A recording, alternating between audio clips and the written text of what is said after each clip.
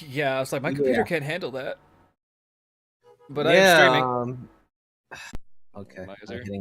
hitting live now.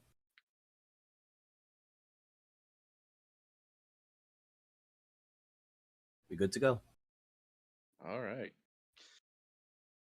Okie dokie. Let me hit the music here. Dude. All right. Welcome back, everyone, to episode 12, or session 12. Episode. Ugh, I haven't been spending way too much time on my own old show. Of Sea of Sorrows. I am your DM Goth Moogle, and we are joined, of course, by Transpace Mariner as Kyle, the Shifter Rogue. Not as shifty as you think, apparently. Miser Mark is Elliot Talami, our paladin, and Jeebus the Dingus as Deckham, the Warforged sorcerer. Last time, the party successfully got rid of Virgil, one of Captain Margulia's crew members, and rescued the Warforged known as Desperado, a unique individual with a unusual build similar to a skeleton and something of a bullfighter. Having found that he has knowledge of where a certain ship is, a gnomish sidewheel known as the Unquenchable, the party discovered that he can't actually divulge the information because he is seized up and rusted and cannot actually give them the map, which is hidden in his chest compartment. The party has determined that they were going to head back to the Hague Lighthouse, where Deckham and Mistress K can hopefully help Desperado with this situation. The party, of course, also is deciding to get out of Dodge or Paradon City, more likely, than before Jack has a chance to show up again.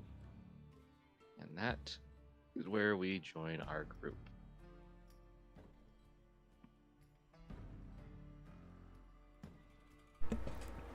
She made me shoot myself. Well, how about we don't shoot a lightning bolt at the weird lady that we don't know that just entered the room?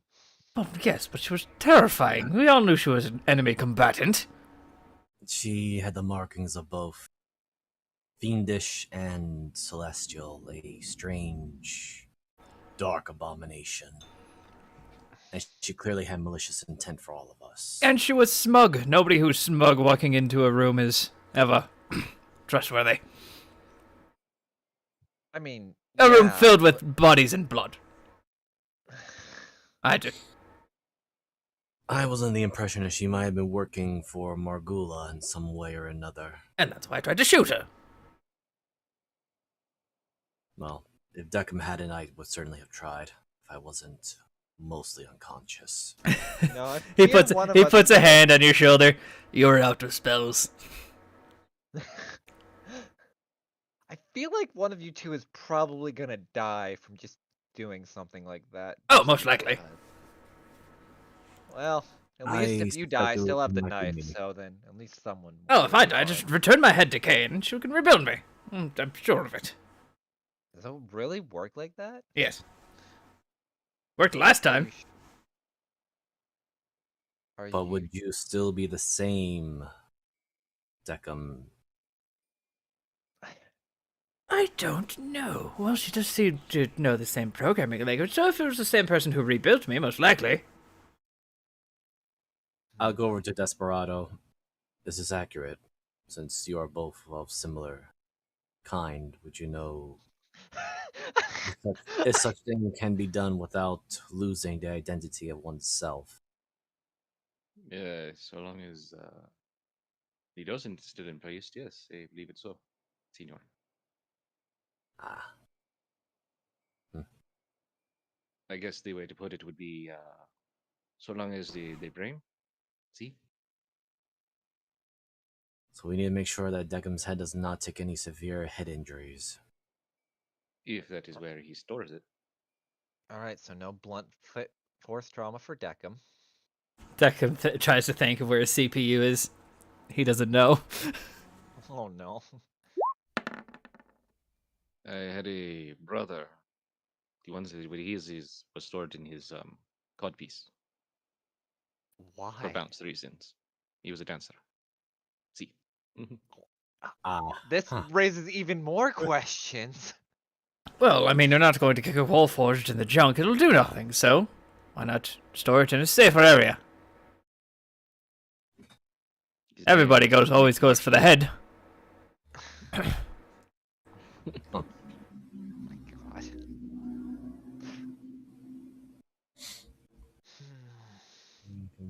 So where is?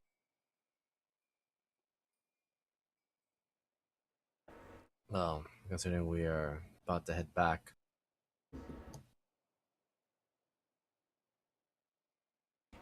A go girl. Oh, yeah. Your dice are done. Thank you. Well, Lucia will take them. Well, at least that situates some stuff for in case we run into any weird people, and she's kind of tossing them in her hand in the air.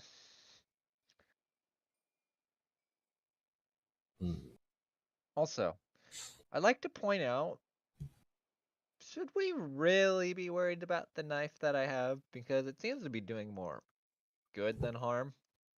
And everyone just keeps thinking I it's a just threat. think you're lucky.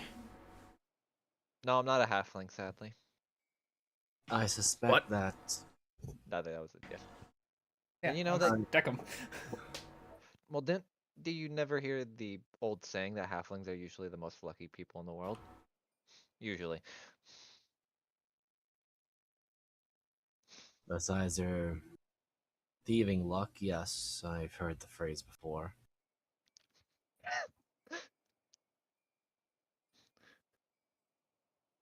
But again, returning to the topic of the knife, I'm just worried that with all the good luck that you have rolling your way with that knife, there's bound to be some sort of price to pay, even though, for all senses and purposes, through both mine and Deckham's means, that knife seems to be oddly ordinary.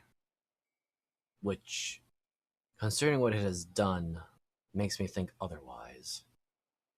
Could just be an ordinary knife that just happens to have weird properties. Oh, I understand now. It may seem ordinary, but this plane has inhabited itself in that knife. Ah. So it's not So- the knife itself, but the world or this place that makes it extraordinary. Yes. That would make sense.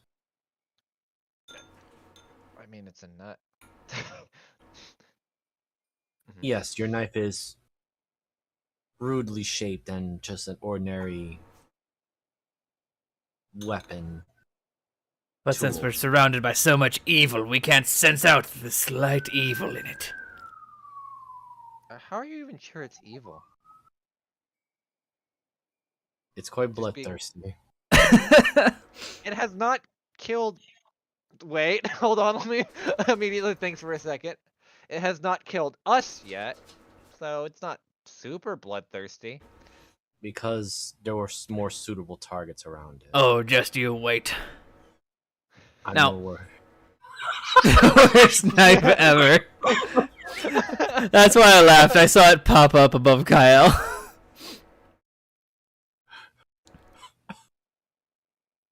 It's just a regular knife with some rust on it. You just gotta buff that out with some WD-40. So, shall we begin to make our way? Agreed. Fucking love that worst image, knife. Google. It's perfect. Before you guys go, Senorita, I cannot really point. So if you look where I am looking, there under the thing, you will find a small box. Okay. Deckham bends down, looks for He's box. Pointing over here. Oh. Hmm. Elliot, you're closest. Right. Elliot will go to it. Well, he's also There's a- commenting, you are coming along with us, though. Or Lady K's, is it considered reforging, or? We called it general maintenance back in the day, Senor. Yes, that's what I was about to say. It's just more like maintenance. I don't believe he's had a Warforged technician in 3-4 years. I suspect It it might be has longer been than considerably longer than that, Senior. Then you keep very well shape of yourself, and he slaps him on the shoulder. God.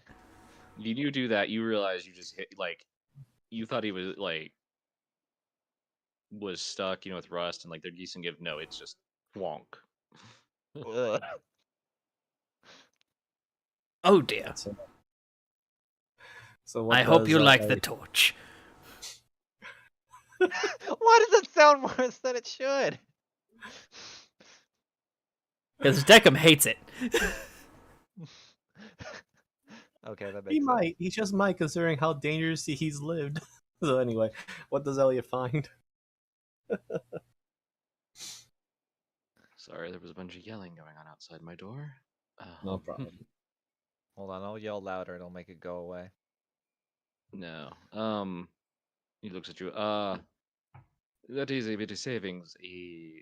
Since I am certain there is not much else to be done, there should be about 1,500 gold in there, Senior. 1800, 1,500. 1500. It is as much as I can give. The rest of it is rent, of course. So, sorry. All right. You'll give the. You'll pass it to Deckham. I believe you're best to know how to handle this. Since that is Is it his because I'm a service. computer and I'm better at math than you are? No. Oh, well, thank you. It's just. I feel slight. Wow. Motors. Always around this time they go crazy. I just believe it's. Well, I'm a little uneasy of taking someone's savings, even if it is their reward to. No, this is For just us help. payment for maintenance. Ah. I did not think of it Also, that way. Saving his life. True. Right, so I guess we'll be dividing it 3 ways, 500 for us each. That was what I was hoping for, Senior. Let me just get rid of that one, because I thought I was carrying it at all.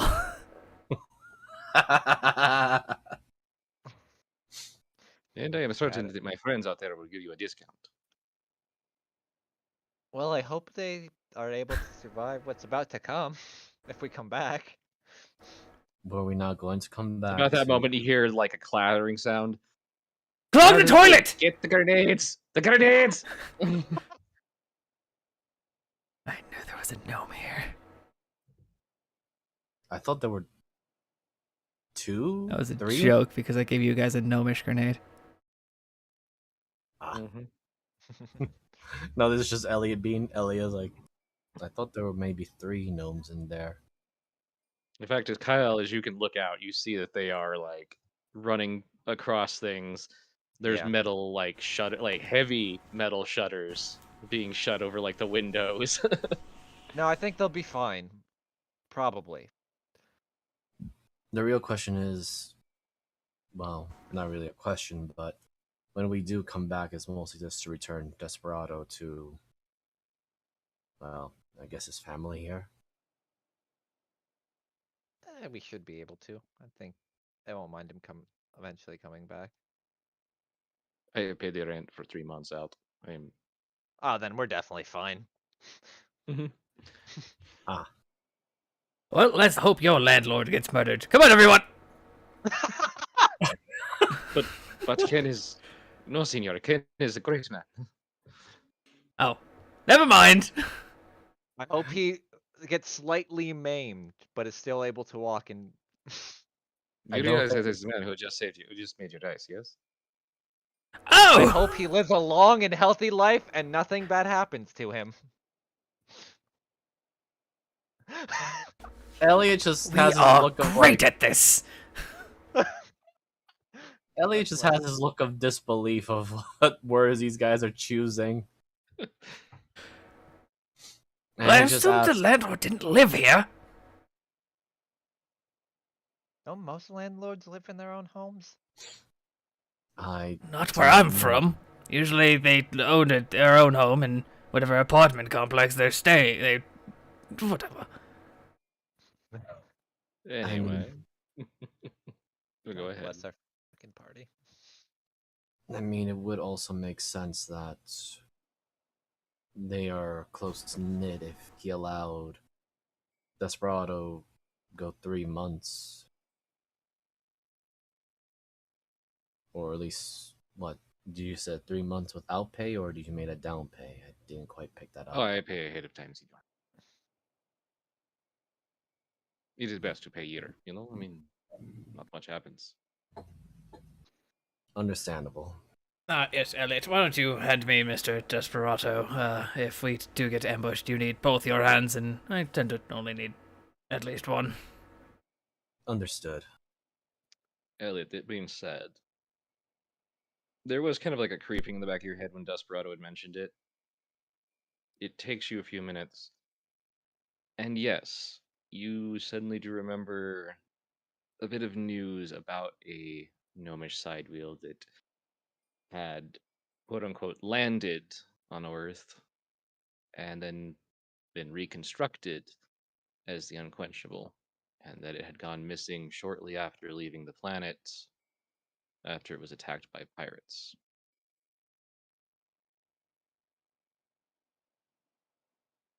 A gnomish scythe? Side Side wheel. wheel. Side wheel. There we go. I was like, my brain was not catching up. Okay. The gnomes built a legendary scythe. A Just- gnomish side wheel spelljammer.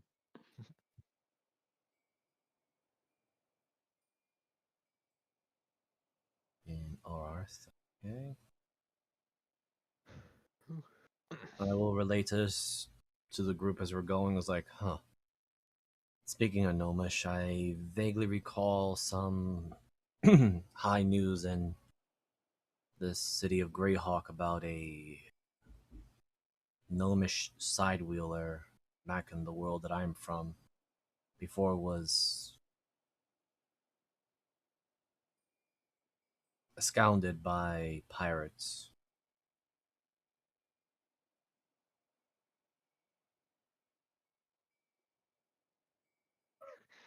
Hmm. But the news was brief due to the exotic eccentricity of the giant wheel device thing. Were those actually the hamsters? As Elliot's trying to think of what the heck could power up that kind of device. Ah, yes, the giant space hamsters. The hamsters I'm familiar with are no bigger than a hand, like my hand, or no, even Kyle's hand, actually. Yes, they are. What is the term, senor? Bred to be giants, as I understand. I did not actually get to witness them, as my encounter with the Unquenchable was that I was on board a elvish ship that we found alongside it before we, what was the term they used? Broke over the event horizon of a dark space.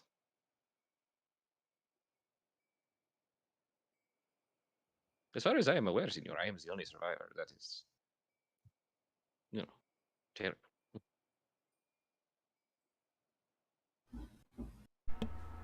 Well, I apologize for you losing your friends, sir. I lost a band, a family. My condolences. I know that all too well. You can only delete so many memories. Wait, you can delete memories? Oh yes, Miss I Craig can remember do that for everything you. perfectly. It's more like writing over, but it works sometimes. Actually, that is kind of the problem. That is the actual curiosity of it all.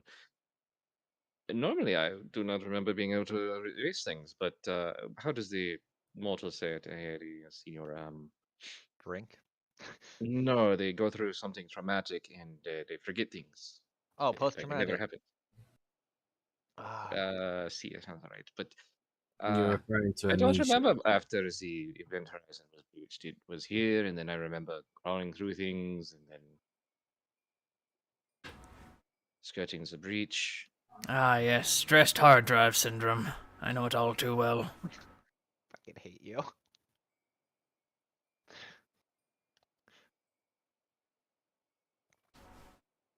But I have this map, and that is, how do you say, should be enough, yes? Let's hope.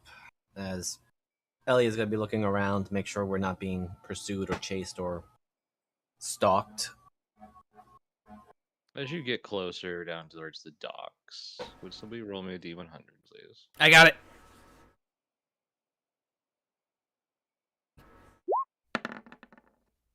$83.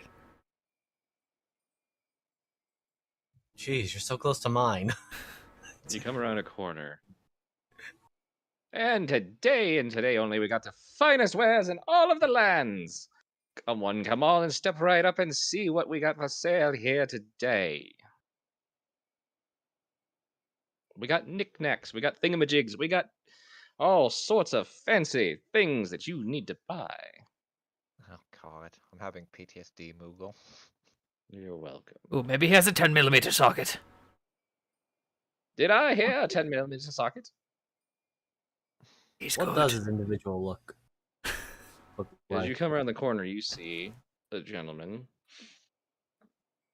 Blonde know. hair, little mustache that's curled at the ends, wearing a flat, it's like a top hat that's been flattened. A red and white striped shirt with red suspenders and high waisted bluish colored pants. And he's got a rattan cane. Can't believe we found Alistair. Elliot's gonna look over to Desperado and just ask, do you know who this individual is? Or heard about him? No, I don't leave the shop very often, senor. I was thinking that maybe your comrades and friends would may have mentioned certain names or vent out complaints of such individuals that might match the description of the one here. Honestly, if he is, I have not heard much about him. There are a lot of people here that well, we have further work with, such as the gentleman over in the rich part of town. He sells magic items for way too much. I'm almost curious to see what this person is selling just to destroy the market. Wait. You Yeah, what? see all, I mean, it's like a tent rolled out of a weird wagon and a bit of a pop up. It's all bright. It stands out so weirdly here. And because it's clean, mostly because it's clean and it's dry. But you see necklaces, you see bottles with different uh labels on them, like marvelous miracle cure, you see knives, you see knife sets, I mean everything from daggers to cooking knives, you see a rack of swords, you see spears. It's a little bit of everything, even pots and pans. And Huh. Would one say enough pots and pans to create a chef's kit? you actually see that there is a chef's kit on sale. Ooh.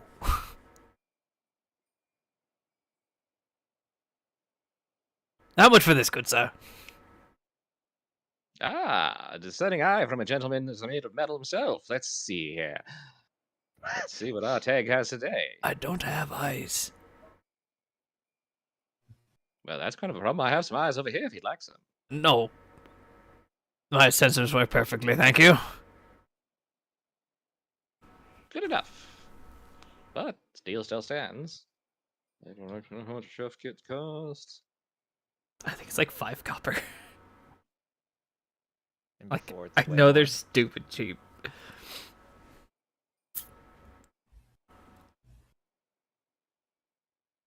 Is it a cook set? Is that what it is?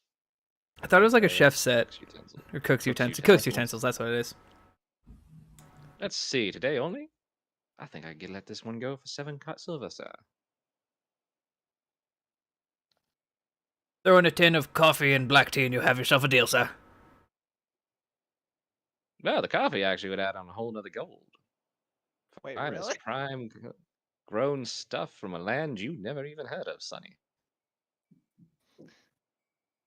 Try me. Brazil. What? Must be some sort of strange animal. You have yourself a deal, sir. Fucking god. Fuck, he got me.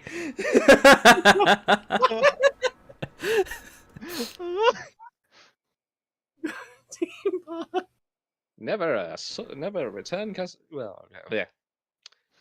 Never a return sorry customer, they all die. Never an unsatisfied customer. A never unsatisfied customer. Trust me. No returns, no refunds. Damn Brazil.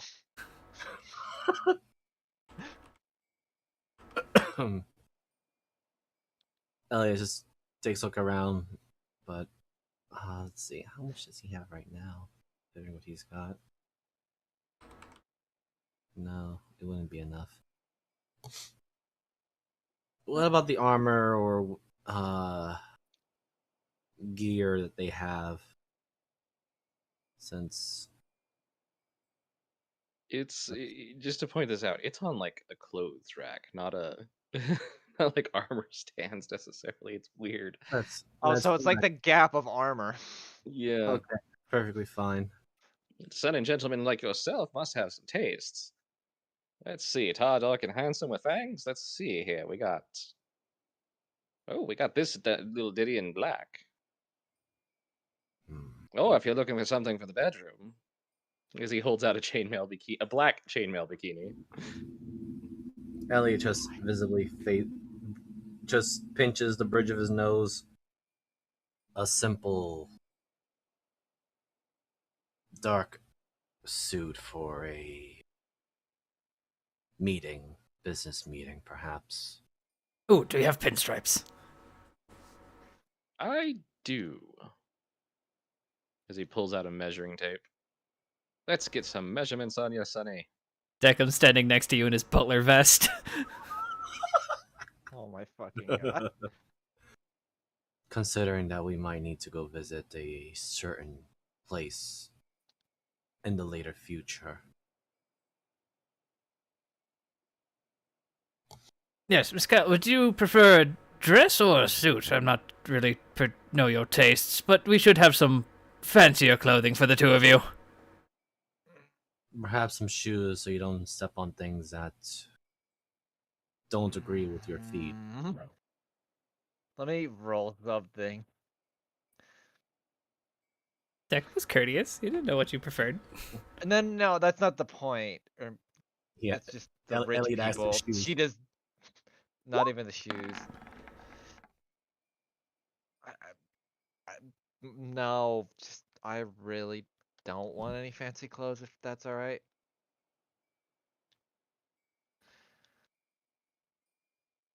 All right. Yeah, let's see.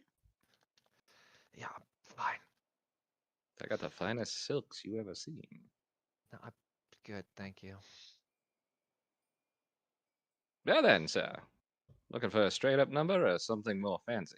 Kind of style you looking for? A straight up number will be fine. Something modern or something a little archaic? Will As be he the kind of different. moves and you can see like he has like a literal like red tie, black tie number. He'll lean a little bit toward Deckham and whisper, "What's the difference between modern and archaic?" How frilly do you want it? No, really. More modern, then. He looks over to the gentleman. I forgot to introduce myself for names. I am Elliot Ptolemy. Also, I should go more with modern. I'm not exactly a fan of frills. Oh, I understand. There's just a lot of people who view modern stuff as being a little too interesting, a little too edgy. By the way, Barnaby Jones, salesman extraordinaire. Of course it is. That's so good. I hate it. Oh, Mr. I Barnaby, it is hate a that pleasure to meet you. I hate that I know who the fuck this is. I hate it. This fucker already. I hate you, Moogle. Oh, sir, I can only assume that you're not from town. Nope. I get around, they say. Are you the rumored Vistani? No, but I've traveled with them folk, fine folk. Except for when they're in the wrong place at the wrong time. Gotta be careful around them with vampires. Sometimes they like to. Well, not everybody works for everybody's best interests. But they're great customers, and they're stylish. Like, take this number, for example. This would look real fine on you. Not too modern, not too old. Just enough here of the poetry to really bring out your eyes. I hate when they said take this number. I imagine him holding up an actual fucking number. I just Yeah, imagined he he pulls just. up- I just thought he held up pulls up like Machiel's a- vest. Yeah, he pulls up like a beautiful, like, black crush velvet, like, Vistani coat and pants and shirt with like a poet shirt.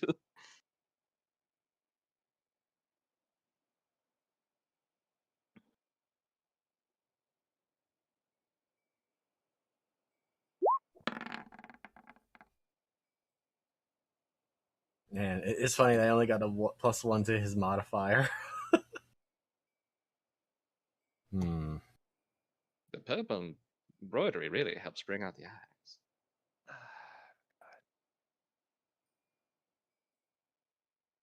You know, his eyes are mostly brown, or at least a bright brown. But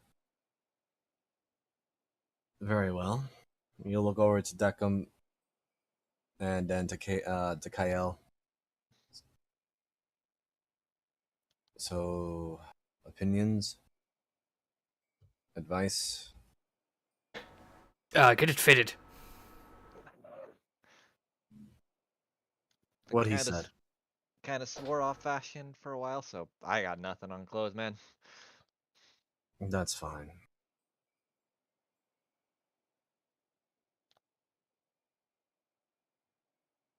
Right. I guess we can Alrighty. fit it then. How with this for 15 gold?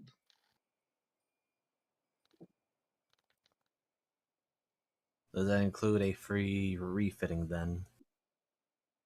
Well, unless you intend to put on 30 pounds, I'd probably be perfectly fine for a while. Quite weirdly, this one is exactly your size.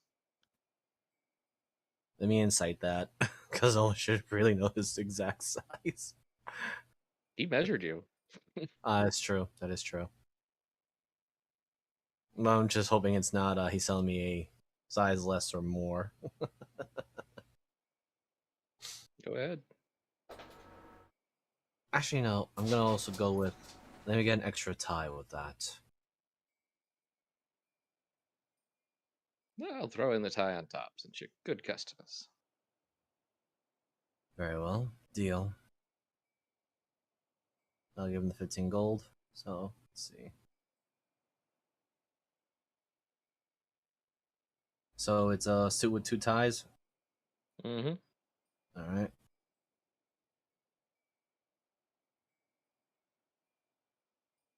We'll probably give him the details later, since.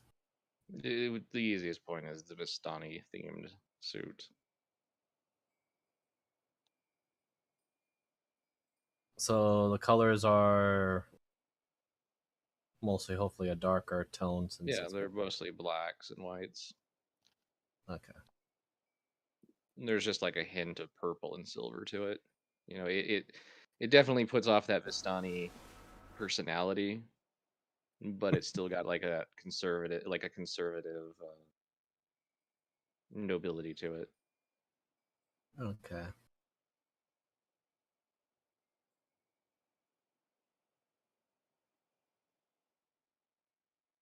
Right. In the event that we'll have to make a meeting at the harbor again, might as well be somewhat presentable. If we're doing such a venue again. Do you have an item that makes it look like I'm wearing something presentable, but I really don't have to? Just for the sake of it at this point. Did I look at the short? Hmm. Well, I do happen to have one of these. As he pulls off a hat off of the thing. I believe they like to call them hatted disguise around these types. Oh You my put it fucking on, god. does a few things. On the other hand, he kind of spins around. And you see him pick up this weirdly very plain white dress. This is a blank. It allows you to put other clothes onto it. They call it shift weave. We'll probably take that. Or on the other hand, I got this thing. He pulls off a cloak. Or I got that over there. As he points over at a suit of leather, a set of leather armor. Once you get into that, you can make it look like just about anything. Actually. Is it for player perspective, is it glamour just leather armor? Mm-hmm. I'll probably take the Leathered, leather. studded leather. Let me make sure what I have. I think I could use a plus to my AC, so I'll take the studded leather then. Righty. Oh, let's see. Do you have anything for those with innate arcane abilities? No, I got plenty of stuff of that kind. What are you looking for? Armor, clothing, wands, staves, amulets, gems. No, Yeah, which kind of wands do you arcane have? focus. Some sort of something that could bolster my magical abilities.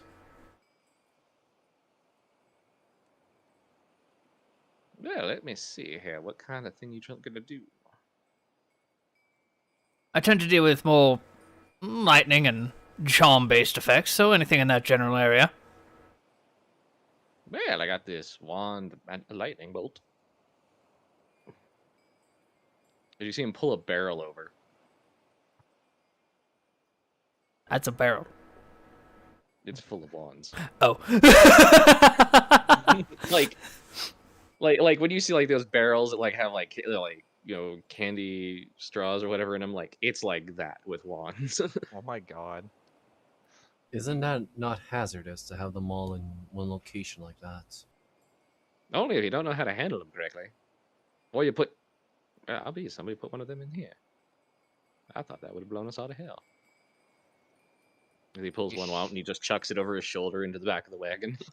We Kyle's just like looking at this guy. We Can't have the sure. kids touching that thing, can we? Hmm. I wear something I of a mean, I'm similar all caliber. for Do you have a letting. wand of hypnotic pattern?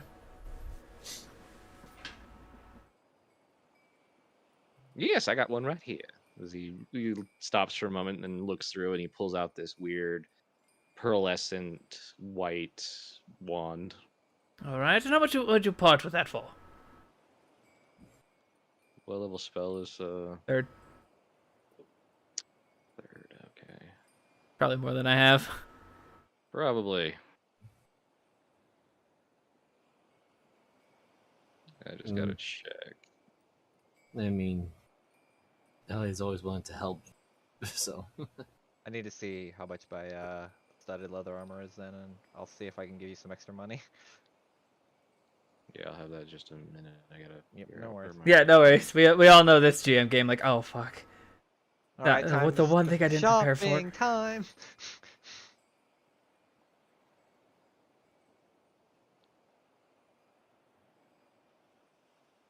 Cause I have this this spreadsheet that I use. I just have to figure out where said spreadsheet is. Well, while you do that, I have to go feed the dogs real quick, so I'll be back. Sure Alright. thing. And it's ironic. I have a spreadsheet for a few other things, but not for market or sell things. Same. Well, I don't have a spreadsheet but I have notes of like what looks at the. Then meanwhile looks at my notes for the bazaar. Never mind, I have a fucking spreadsheet for that. We don't talk about that though.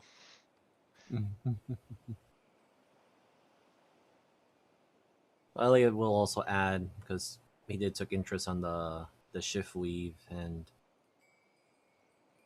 also thinking of worst case scenario that any meetings like he's thinking about it, so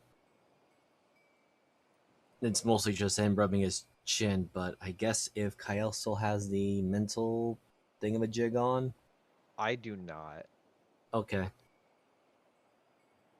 But he's just thinking in his head is like, right, worst case scenario that we have a re-meeting with Lord Grey and it goes bad. It would be a terrible situation to not be in armor or have it available. What kind of armor do you wear? He wears Me? chainmail. Oh. Oh, Maybe we could upgrade that to a breastplate. Breastplates are usually determined to be common attire. Or at least where I'm from. Okay, I was- Kyle. yeah. Lambert started leather will be 1,000 gold. Haha. No. Well, much give do it you a have? minute. If we can afford mine, I'll chip in. Because Yeah. I really don't think we're going to be able to afford that wand. I have 700, so I'm close, but Yeah, I think we all have 700. I'm just gonna go down here to wands. Oh, wait, sell scrolls. Okay. And if we can afford it, I'm going to see how much a wand of identify is, just so you can find it. Hmm.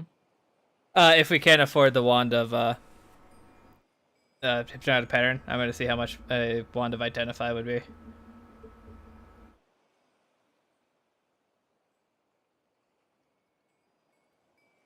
Let's see here. That's an expensive one.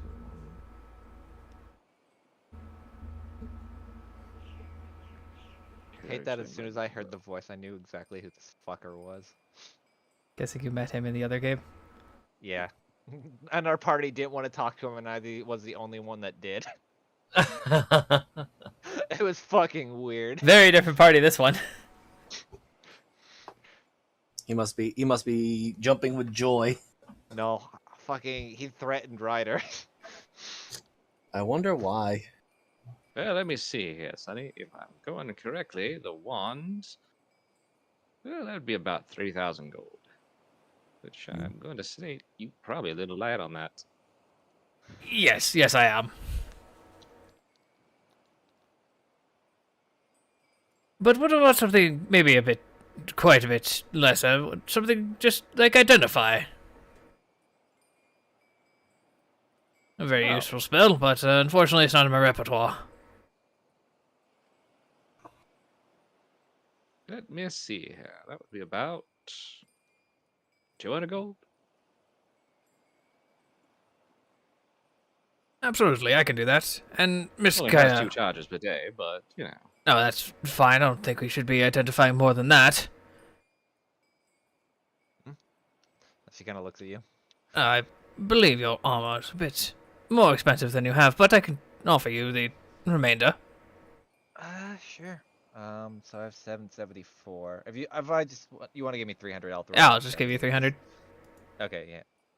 So 3, that's 2. So back to what I was at. I am in the hole a lot. It's just studded leather, Mogul. Oh wait, It's studded glamored leather studded. plus 1 with leather. So yeah, you should be able to pull that from the compendium So- if you want. So studded leather armor plus 1, or just regular? If you actually go to the compendium and type in glamored, it'll be Oh yeah, I there. see it. Yeah, I got it.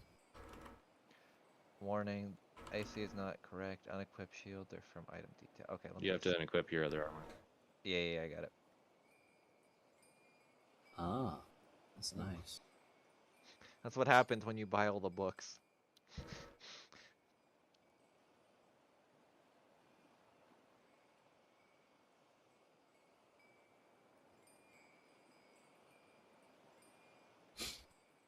I don't suppose you have something like breastplate, as my friend here suggested, or perhaps even splint. Yeah, of course I do. Right over here, sir.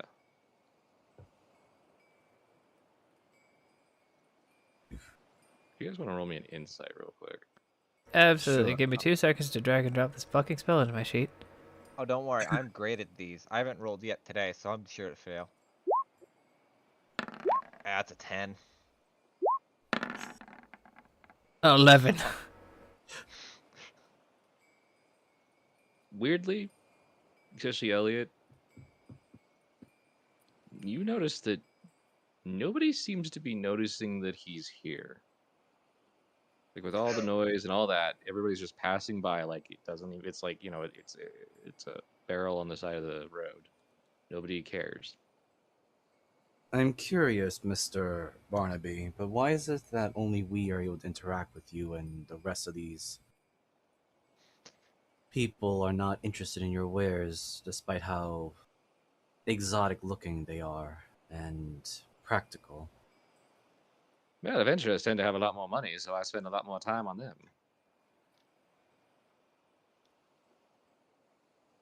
Wait, repeat that one more time for me for the player. The player didn't catch that. Adventurers spend a lot more money, so we spend a lot more time for them. So you're an exclusive merchant. No, it's just a matter of fact that a bunch of adventurers with some money to spend came by.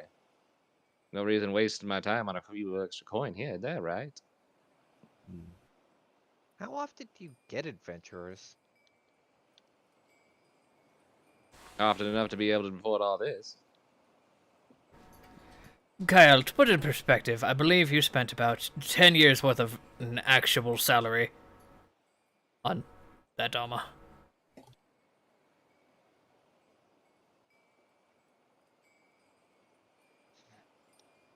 And yes, he has breastplates, splint mail. It looks, you Alright. see like signs above certain racks that say, enchanted, not enchanted. You see one in the back that says dragon scale and specialty. Curious now, considering that my friend Kyle had just mentioned about you mentioned about the shift weave. How exactly does that thing work? Oh, it's a minor enchantment done into the weave itself. So you add in about five articles of clothing, and you can switch between them at will. Also cleans them while they're not worn.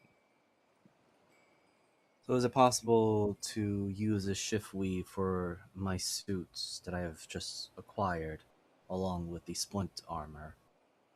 Not the armor. That's a bit too heavy for it for some reason. But the clothing, yes. Hmm. I was thinking about it more. Is it possible to make the shift weave to hold the armor, or is that still impossible? Well, with the problem with it is that I'm actually not entirely sure. I would have to talk to my supplier about that, but that's going to be a while. Yes, the only reason why I inquire about this is that it would be most advantageous if I were to go to a gathering in a fine attire, but let's just say hypothetically, there was an assault or an ambush, an attack, and I don't have my best armor on to keep my, hide safe. No, I'm sure a fine adventurer like yourself will eventually be able to afford a ceremonial piece, such as these over here. And you Hmm. see some of the most gaudy, frilled, armor that's got gold and silver and eagles and Elliot actually makes a Oh yes, no. the American armor. I need something a bit more on the practical side. Well, will the shift weave handle my current chainmail then? No, I'm afraid not. It's the amount of metal, I understand. You know, it's a weight function. Interesting. Most clothes only weigh, a few pounds, but start adding a piece of chainmail that weighs, 50 pounds. That's where it gets to be a problem and starts tearing.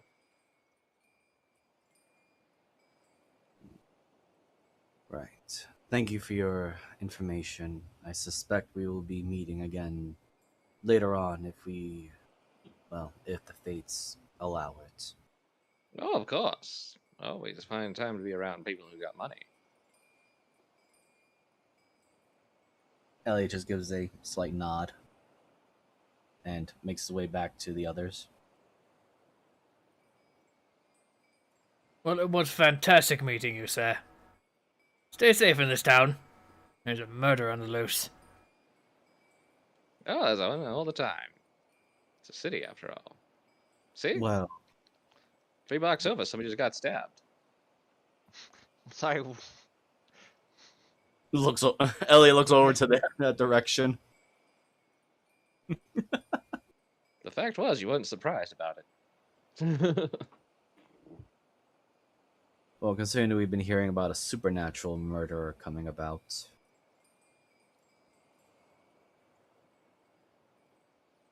I believe its name, or it calls itself Bloody Jack.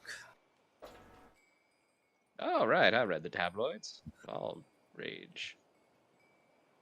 I hear the police chief's really trying to keep it under wraps. Well, considering you've been helpful with some of your merchandise, perhaps a heads-up warning so you're not caught flat-footed. Oh, Bloody Jack wouldn't attempt anything on me. Not to mention I'll be out of here before he starts, so not a problem. But you worry about yourselves. Have you ever customers an investment? Return customers, a happy customer. Right. I think it's best we start get going before we end up getting caught by whatever Jack's plans are. Thank you again, Mr. Barnaby. Not a problem. Say, Missy, you want that knife sharpened? Looks like it's a bit dull.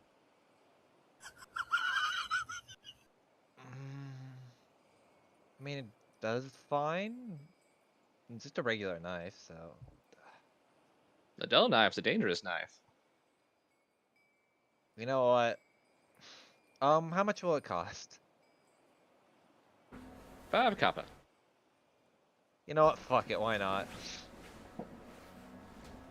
Do I have to roll anything to hand it to him? Oh, you have to roll to pull it out. Give me a minute to get my sleight of hand to get myself stabbed.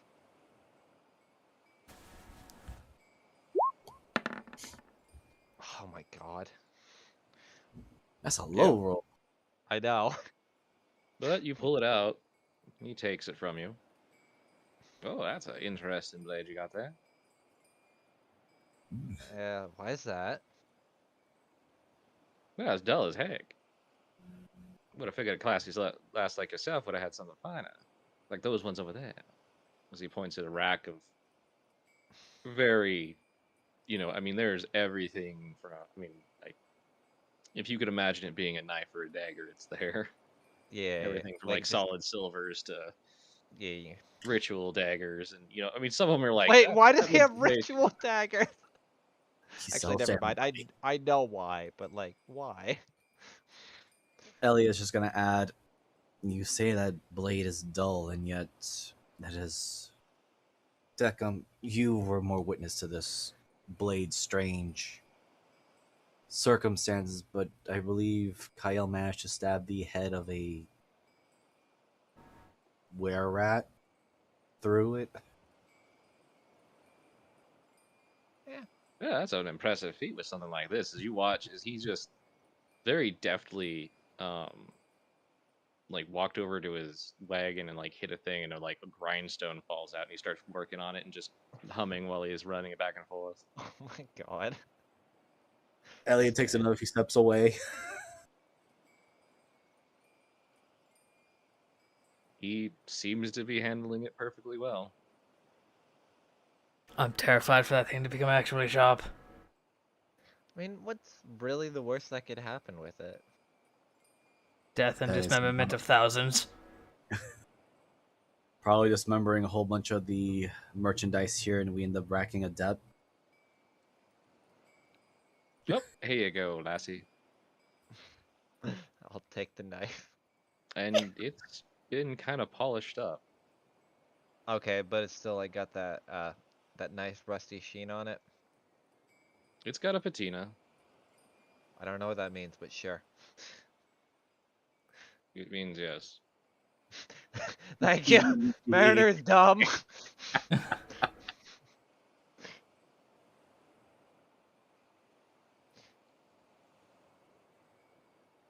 Christine, there you go.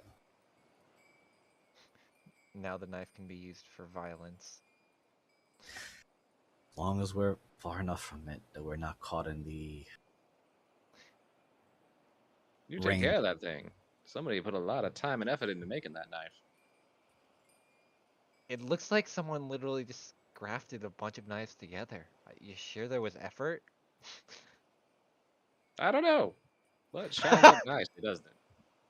Considering it also was cutting a man's hand when he was trying to use it to cut potatoes with it. Yeah, effort seems like the wrong word to use for what was put into the knife, but we'll roll with it. Well, I can't say anything about the competency of a man who cuts himself with a knife, but it was awfully dull. That actually makes me wonder how the fuck he cut himself then. That's a good question. I suspect that Anyway. blade for blood. I imagine he's trying to leave and we're just like talking in front of him, like. Nope, he's actually like sitting there and he's kind of like moved over something and he's just sitting there with like his hands under his chin and like his elbows propping him up, kind of thing. Here's a weird question. Does brain's being dumb. Give me a minute. I have to look at characters.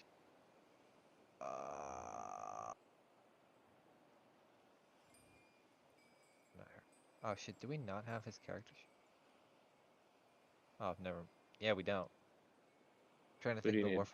Warforged. The Warforged names slipping my mind for a minute. Desperado? Yes, thank you. Does Desperado see who we're interacting with, or is he looking at us weird as we're kind of like talking to air? No, he's fully aware. Okay, okay. Because I was under the implication I didn't know if there was some like weird magic afoot. Especially with everything else.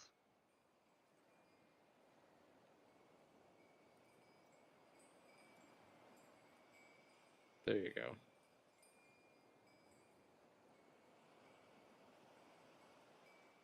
Thank you.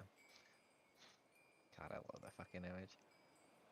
But yeah, I guess I'll take my now ordinarily crappy knife that's been sharpened and put it in my bag. It just feels strange seeing Desperado as a player's side of things. He's from Brazil, that's why. Well, you folks probably ought to hurry on along. Rains are coming. Thank you. And we are Elliot begins to help Desperado. Yeah, I guess we'll start making our way. I was gonna say downtown, but we're already in downtown near the docks.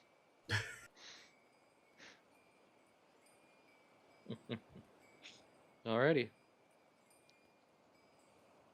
You guys get back towards the docks. Goodbye.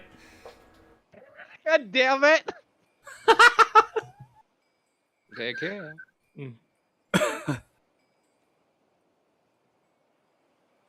As you guys get back towards the docks and, out to the waterfront, you notice a certain white dragonborn who is now sparring off against his mark on the deck of the submarine that you guys have been coming in on.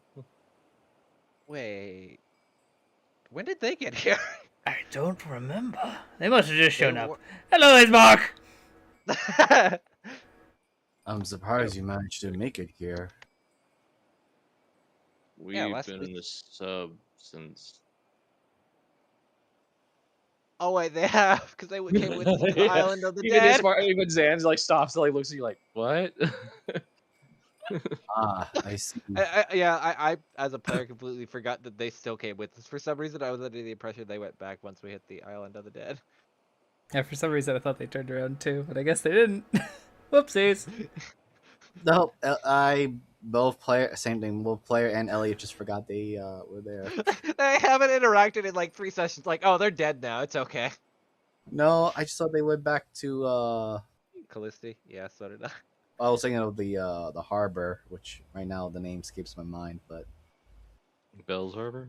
yeah, there we go. Bell's Harbor. Oh, why was I No, going Harbor? they went with you to Gallows hanging graveyard, and you all got on the boat, and then you went to Yeah, And we um, completely forgot they existed. Okay. Isle of Cicero. They've been on the ship helping out. yeah. This is just us players forgetting. Nah, they're fine. They've just been chilling. We just completely forgot of their existence. Yeah. Right. We have a new passenger, and I believe we more or less know where to go get the thing that Captain Gallows is looking for.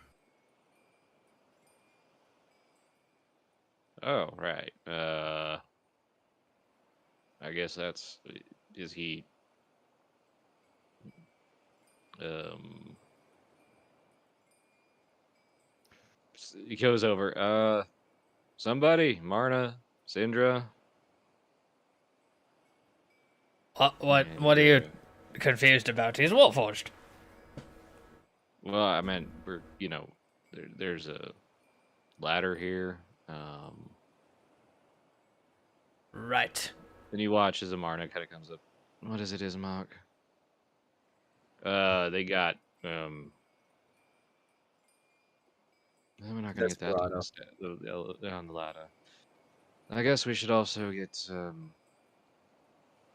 the cat on the horn.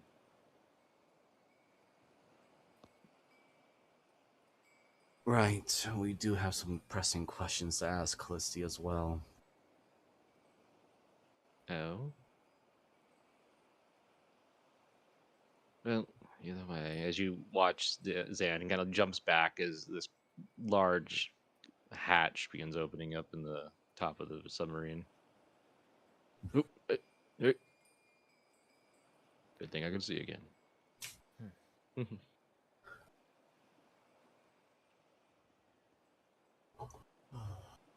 Alrighty, so yeah, you watch as they load him or bring him down into the storage deck, basically, and um, you guys loading up. You see Syndra comes out from her cabin. Radio, would you get the cat on the line? As you watch this guy that you've come to see is like he's always got like this weird hat on that goes over his ears, and right. And after a few moments, he just reaches up, Captain. He watches he unplugs it. Hello, everybody, and welcome to Zool's Knocking Hour. Today we have a special guest for you. Oh, This is my friend. Ooh, and I have taught him how to play a tiny xylophone. I would love to hear it. Hello. And then all of a Please, sudden, no. okay, it's your turn. Go, go, go, go. What do you mean you don't? What do you mean you have stage fright? We talked about this. Then you hear the radio go off, and suddenly Sid walks over, hits his button. Zool, would you please put Callisti on the line? Over. And you hear it come back. But it's my radio show time. Oh my god. Zool. Yes. Over. I Zool. can't believe Zool has a radio show in the near future. We're gonna have a good laugh at that one. I'm The gonna worst part- fucking hate it. The worst part is there's only like 3 people who could listen to it because only 3 people have radios. Yeah, I know. Zool's doing Jordoba doesn't have advancement with some kind of radio. It will when he gets back.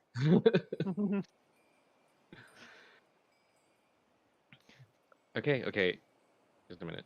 And then you hear it comes back on the line. Yeah, where did you get a tiny xylophone? I bought it from Vasily. Why did? I All was right. trying to read it. You know what? We'll talk about this later.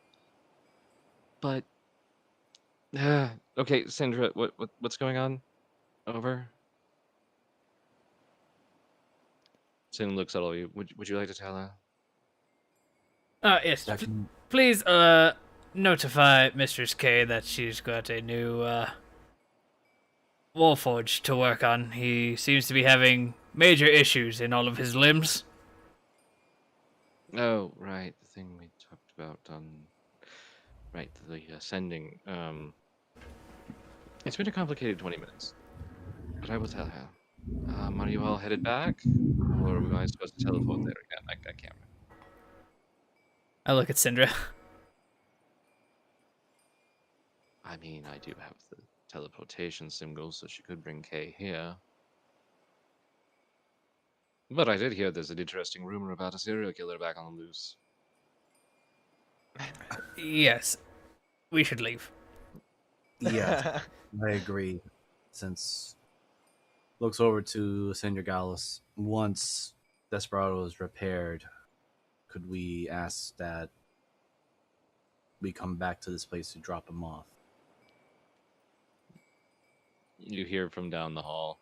I would really like that, Senorita. But also, if the map is what I remember, you probably have to come back this way anyway. So it's no inconvenience.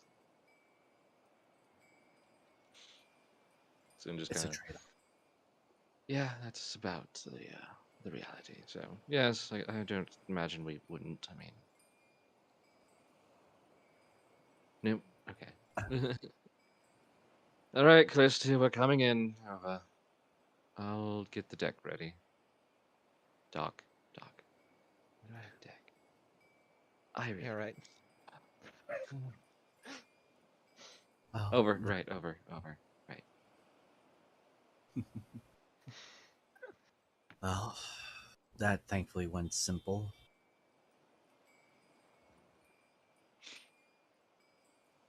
And watch as Syndra reaches over to think. Secure all hatches. We're going out. Oh, I And love you this part. guys- And Deckham starts running around the ship, helping everyone.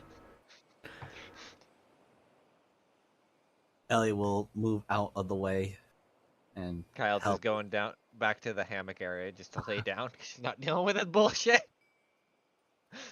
Ellie will be on standby to help out if need be, but he highly doubts his abilities are really needed. Okay. Was there anything you guys wanted to talk to anybody on the crew about? I'm kind of waiting until we get back because I have more information for that off the top of my head. Just some Alright. general chit chat, but nothing game consuming, lore breaking kind of mindset. He'll just help out with the ship when he can, and that's it. Deckham would like to have a probably relatively quick conversation with Syndra. Okay, yeah, you can pretty much find her. Miss Gallows, if you have some time, I would like to inquire you about something. Okay. Well, What's the- I've noticed most of the magicians around here seem to, just like yourself, use a tome, and I don't really need to do that. And I was wondering if there's anybody who could teach me how to properly use what I can do. I'm unfortunately very unskilled in magic. You're right, you're not singing, right? No. And you're not touching trees excessively? No. And you didn't make a deal with anyone? No, I seem to have a. Well, what we thought was a battery issue, but I can channel that into different magical energies. I see. Well, that is an interesting concept. So, in that case, then yes, we could potentially. I mean, magic is magic. I could teach you how to do it. It's, well, the focusing part. the rest of it, if I'm understanding correctly, granted, I don't really know much about Warforged beyond the basics. You're innate. I mean, most other beings, when they have that, it's something with their blood, or the family, or their lineage. I myself have some of those powers. She kind of flexes and shows her neck. Ah, so I, maybe you were the one of the best. Miss Callisto seemed to be much too into her bookwork to try to aid me at the points. But I don't even know what I'm really asking for, just a proper teacher at this point. Mistress K is also a wizard. Actually, more like a mechanical wizard. Artificer, I believe it's called. yes, that would make sense. In your case, let's see. How do you. What do you usually do when you want to, well, whatever it is you do, I haven't really witnessed it. Well, depending on the situation, most likely I try to end things without violence, so I'll use different radio waves to inhibit their mental capacities, usually severing off several synapses in their brain. Other hands, I channel the power of my battery to either create thunderous booms or direct lightning.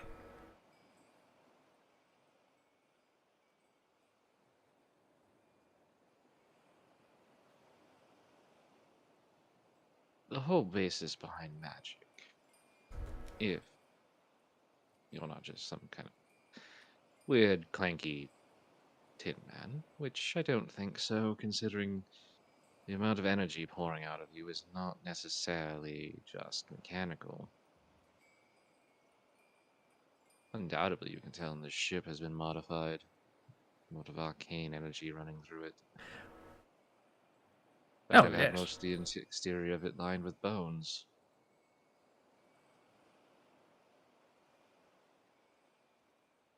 But it's all about will. She kind of steps behind you. Her hand runs down your arm to your hand and kind of lifts, picks it up by the wrist a little bit to aim. It's all about pushing your will on reality. And you see, that's a Making new things happen. concept for me. That's only come into play quite recently. And I'm not sure how to deal with it. Well, in a weird way, you're actually probably closer to a wizard than you are what they call the sorcerer type. You see, it is about enforcing this and that. For wizardry, it's about manipulating the forces of the universe through complicated mechanisms, math, that kind of thing. So, what do? We just focus on mind by focusing on different variables and things like that to increase and emphasize what we're able to do. That being said, for someone like you, it may be just as simple as you watch as her hand kind of goes up, and this spark of lightning shoots out and hits, this bottle on the wall. How much you want to kill something? Oh, well, that's only happened once in recent memory. I don't try to want to kill, but when I saw Mr. K in danger, well, he didn't even take over. It was mainly my doing. It felt strange and seemingly almost natural, like it's part of my basic programming. But I forgot about what I used to be long ago. Your power is what it is. It is a part of you. It is your connection between, well, the soul and the universe and the material.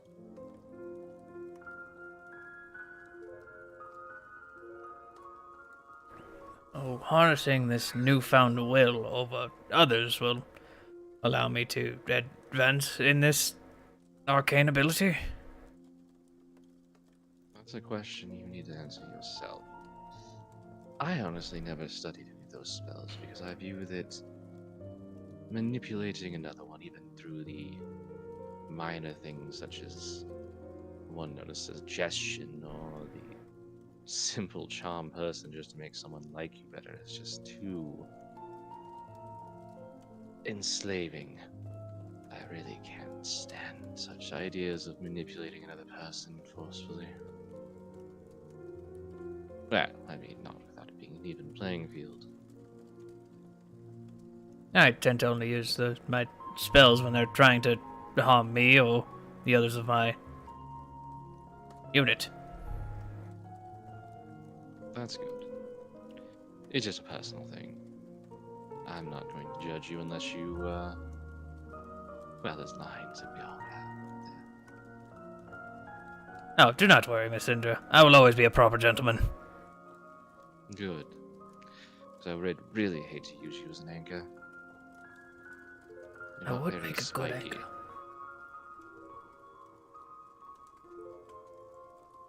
And my servos aren't really meant for holding a ship. I won't. Good. I'm glad you figured that one out quick. Needless to say, Deckham, you might have to figure it out yourself how you do it, but it seems like you're already on the right road. It's just a matter of what you want to try and do with it, and how much you want to do it.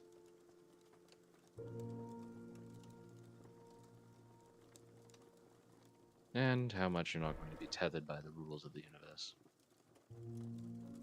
I think I've already Does broken it? several of them. Hell. That would make some of us.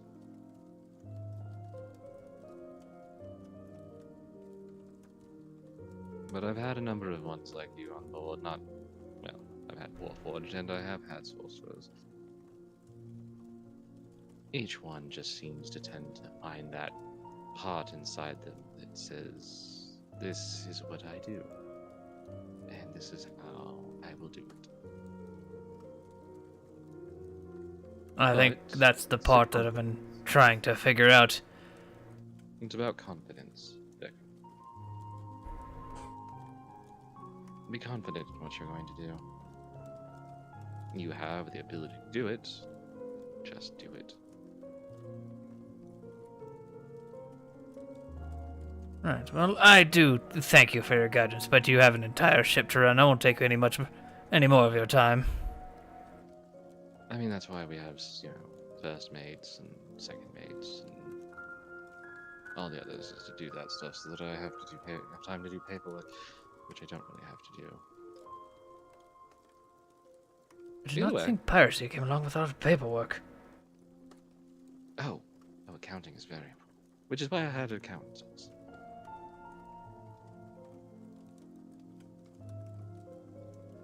Well, you've Granted, definitely it's a given me a lot rush. of things to think about. I mean, granted, he was getting tired of the Ember Temple and all that, so yeah, that was an easy deal.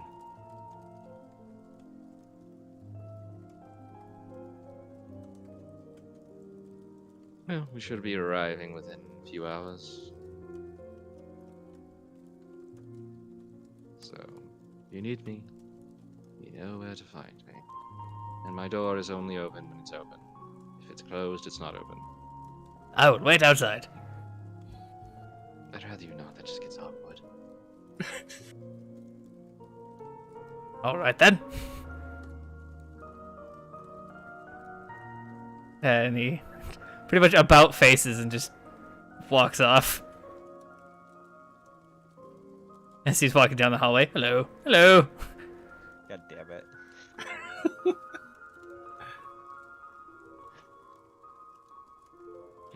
Anything else?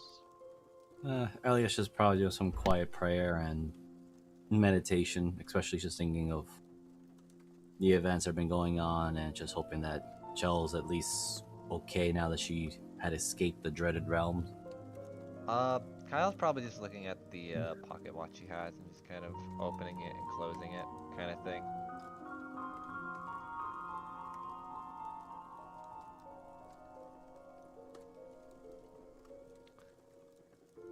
All right. You guys feel the submarine surface. You kind of let up and kind of see from the dock is the dock that you once took a small boat from a couple of times from Haig's Lighthouse, this tiny rickety thing.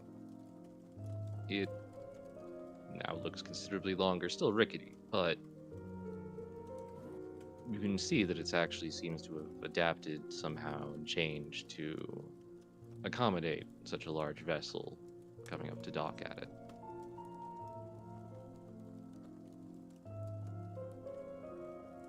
Oh, well, that got an upgrade.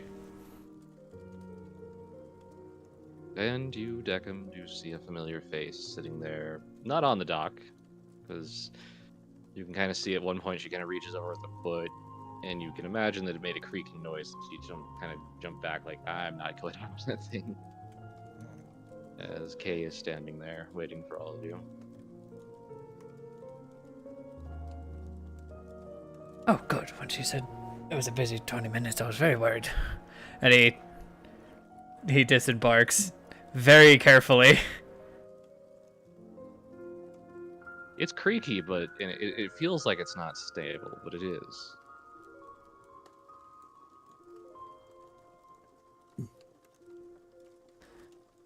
Mr. Skye, it's good to see you again. Yes, it's good to see you guys back. Is everyone okay? I believe so. Unfortunately, we've misplaced Aura. Misplaced? Well, I was offline at the time. Elliot or Kyle, can you give a better explanation? From By... Oh, sorry, go ahead. well, Aura and I were checking out an abbey, and he went on to inform Deckham and Kyle while I stayed behind to do some investigation, not realizing that he was in danger of some thing coming after him. Kyle and I attempted to try to save him, and he was, as he gestured over to Kyle, as she was holding on to him, he turned to mist. Oh, that explains why Callisti was a bit frustrated.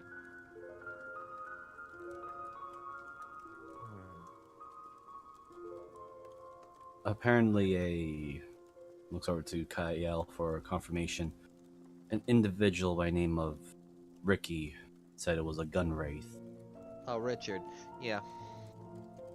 Oh, I mispronounced the name.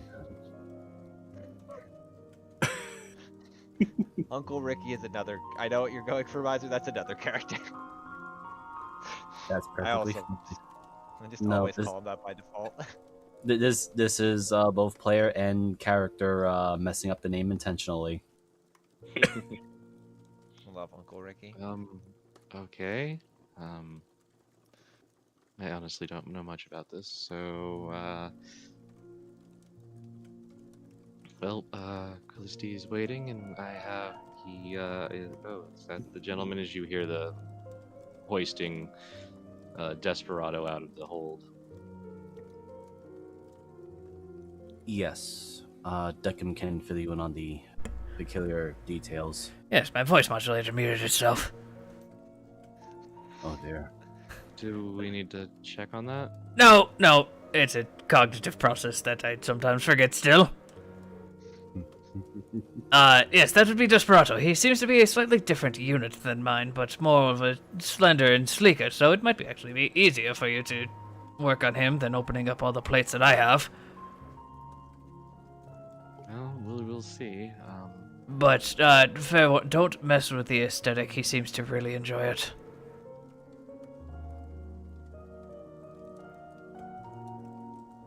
Oh, okay. I mean, I wasn't. Let's just get him in, shall we? Absolutely. Gentlemen! I'll- And he'll turn around to talk to all of the skeletons he knows by name. Elliot will just hold the door open. Yeah, Ismark and Zandahal and Syndra disembark as well.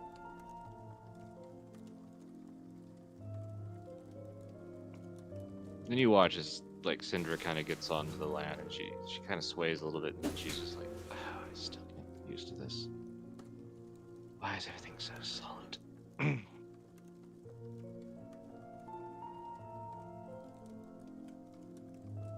All right, so if you guys bring him in,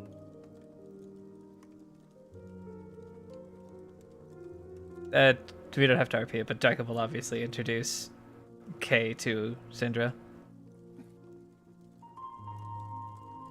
yeah, okay. She's very cordial about it. And I mean, he'll head into where the workshop is. Ah, there you are. Hello, Miss Callisti. Oh, you can see that she's like sitting there in her chair and she was kind of like looked like she was just like thinking, and then she's just, oh, hi, Deckham. You're here. Okay. Oh, did I interrupt a spell? I apologize. No, I just I need coffee. Perfect. Mr. Skay, I'll meet you in Desperado in the workshop. I bought a special something. And Jacob is going to fix up the pot of that Brazilian coffee he bought. Why do you think he bought it? I figured, but still, it's funny as shit just to hear in a fucking D&D game. It is. So great. And it makes way too much sense in this fucking world. I mean, that's just metagaming on my half, so I gotta keep quiet. But, Elliot, upon hearing, or at least giving the update to Kay and about Aura, seeing that whole interaction between Callisti and Deckham, which is that I suspect your headache is more than just the situation with Aura. Well, I haven't slept well lately. Don't worry about it. I need some time to recover. I'll be fine. Haunting visions, nightmares. Yeah. Yes, it seems to be a common occurrence in this dreadful realm.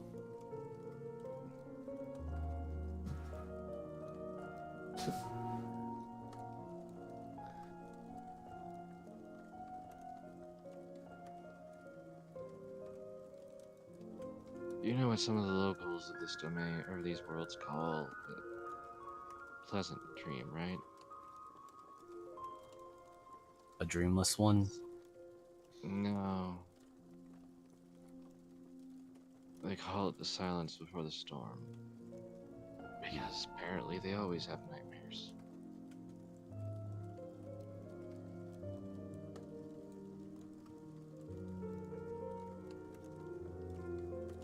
Syndra, is this the one? Yeah, it was the one that we found in the logbooks. And he apparently does have a map to the Unquenchable. Good, so we can get the engine.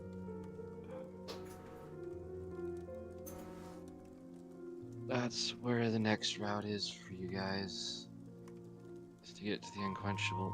I know this is a lot on you guys, it really is, but nobody else can really do this.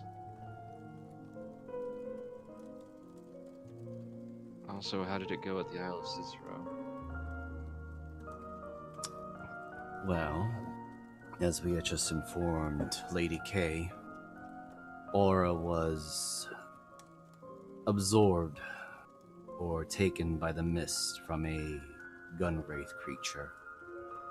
Kyle and I and attempted to save him, but the entity didn't seem to be phased by our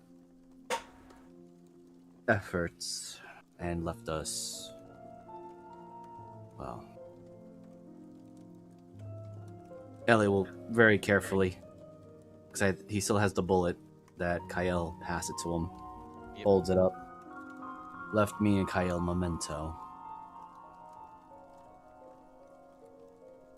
Well, you can either hold on to that until he comes back, if he comes back, or she kind of very groggily kind of gets up, moves over to one of the bookshelves, picks up a box, and she opens it, and you can see sitting on black velvet. You see four other. You see a casing, and then you see 3 bullets. One seems in pretty good condition. One has definitely been mushroomed pretty badly, and then something you imagine is made of the same material. But whatever happened to it really did some damage to whoever it hit. Because you're pretty sure that's a chunk of bone sticking out of it.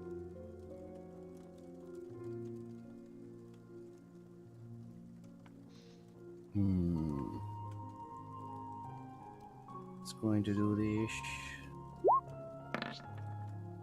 2 people I've buried because of Winchester.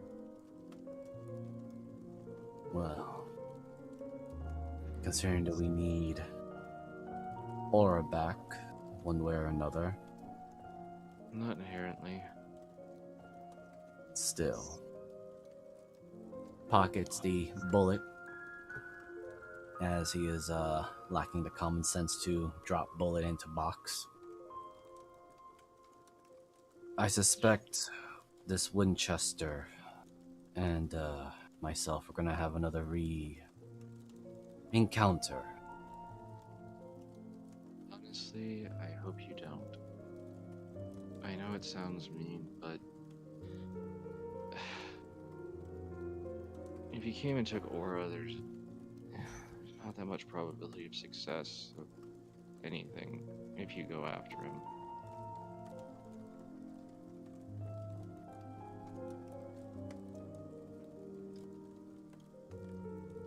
Elliot kind of stares hard at Callisti. Not threatening or anything, it's just a stare. You can make an insight. Okay.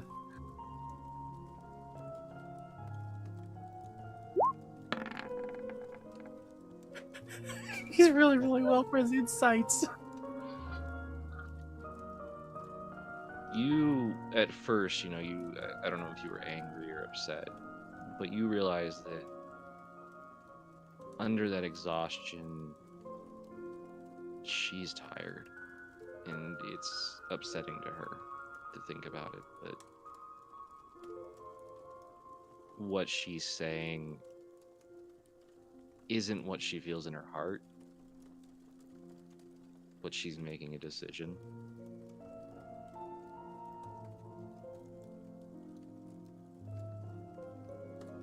Okay, I'm just gonna roll this to see how Elliot approaches this.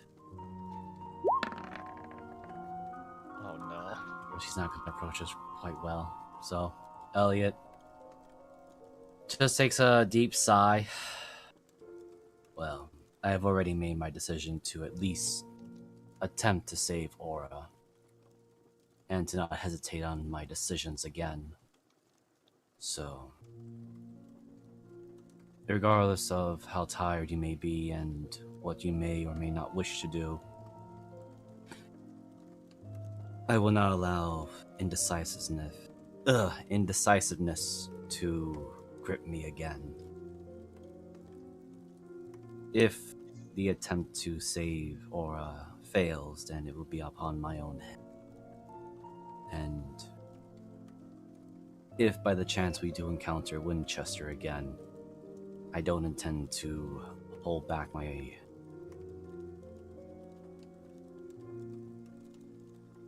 annoyance toward the complications that he has done to us all. Elliot, don't get me wrong.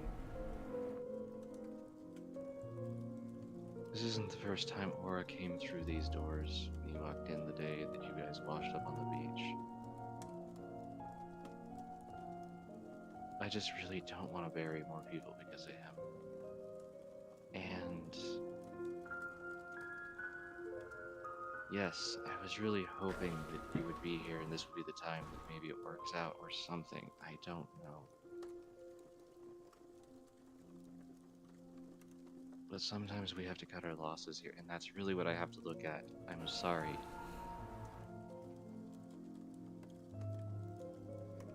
Your chances of getting out of here are significantly lessened if you actively try to go after him.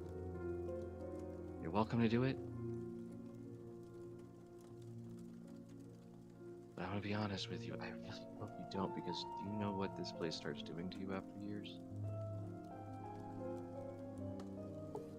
Such as making bad decisions. I wish that was the least of it. Looks over the direction of where Syndra is at, or at least where he last saw her enter and out. Right. All things considering, there is a lot to discuss about.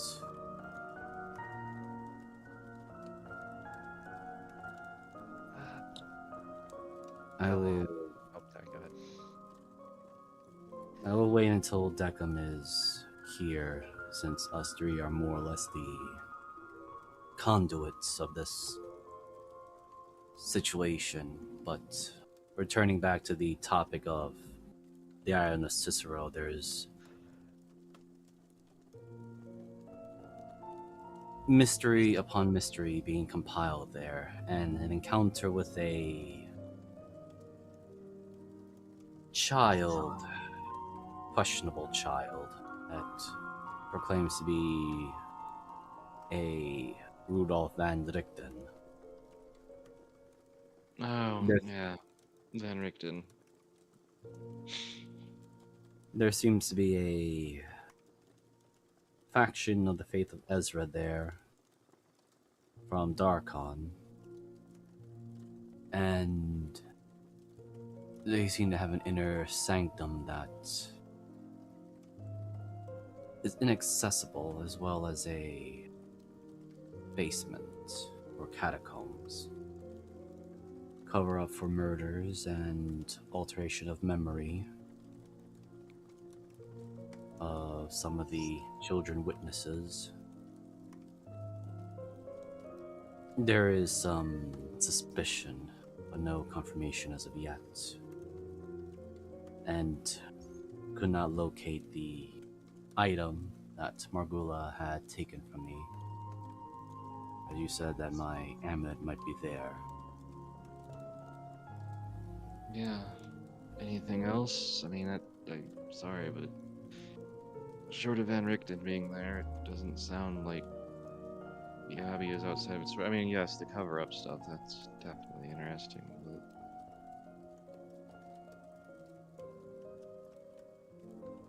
anything else? Looks over to Elliot, Kyle. could I have the room for a minute? Of I course. think Decca might need some help. And she'll look at Zan as well. Van is sitting there eating a cookie. Oh, do you need me to leave? Yes, That's please. exactly what he's doing. Alright, she'll get up from the fire and kind of walk over to the cat. And look at her, like, just with this almost not anger, but very just not dealing with this shit kind of thing. And she'll look at her and be like, so what did you and Margulis want with my brother?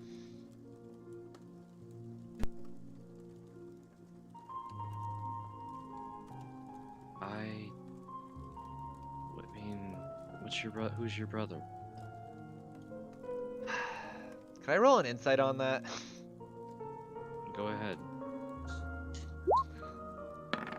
I'm gonna bump that up just cause, with, where is it, my psychic, cause it is with someone I'm proficient with, I gotta just read how much you could bump it up. Oh, well, didn't mean to post the whole thing, but oh, a D8. Let's go. 18. She honestly is reaching through her mind to Okay. try and think if she knows anybody who looks like you. Went by the name of Hermes. Um, no, that's not the right Hermes. So I wouldn't have had anything to do. And she gets up and you watch as she goes over to and pulls a book that seems a few years old, handmade. She starts flipping through it very quickly. She's flipping through it.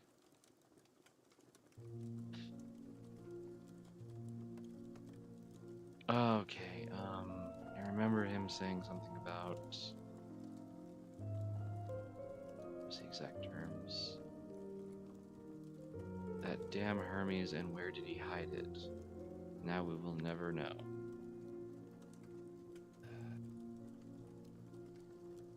As to your probably the bigger overriding question, I didn't know him until I got stuck. Ended up finding a ship, thinking it was somewhere to go. He offered. Seemed like we had the same ideas in mind to get out of here. We were both fairly new, understandably, to this domain, or the domains,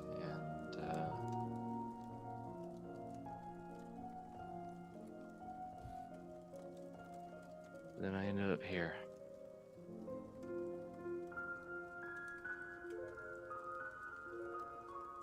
Taking over for a Vistani madam. As she kind of plumps back down. Did you teach him anything that shouldn't been taught to someone of his caliber? I want you to understand that one of my flaws is trying to believe in people. And he's a charismatic bastard. Yeah. Trust me. At least I got one of his people dead. Oh? Yeah, I killed Virgil with apparently a knife that we got from the Abbey. A man was trying to cut potatoes with it or something and just kept cutting his finger. Let me fucking pull out this knife and hopefully it doesn't kill Calista.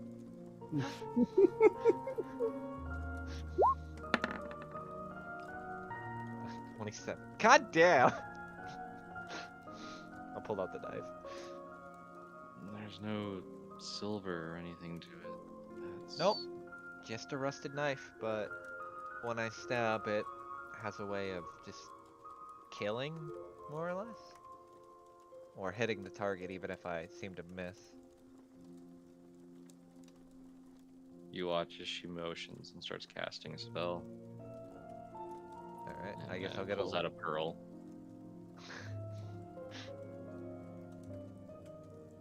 Okay, it's just a knife. See, that's what I keep trying to tell everyone, but everyone seems to think this is like Devil's Incarnate.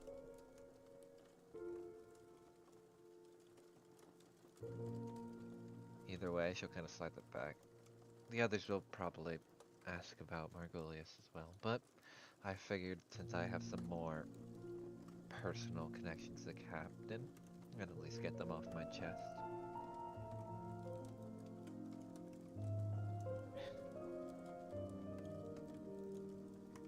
Yeah. As far as you wanted to know, I am the reason he can jump around. Oh, honey, you shouldn't have said that. Give me a minute.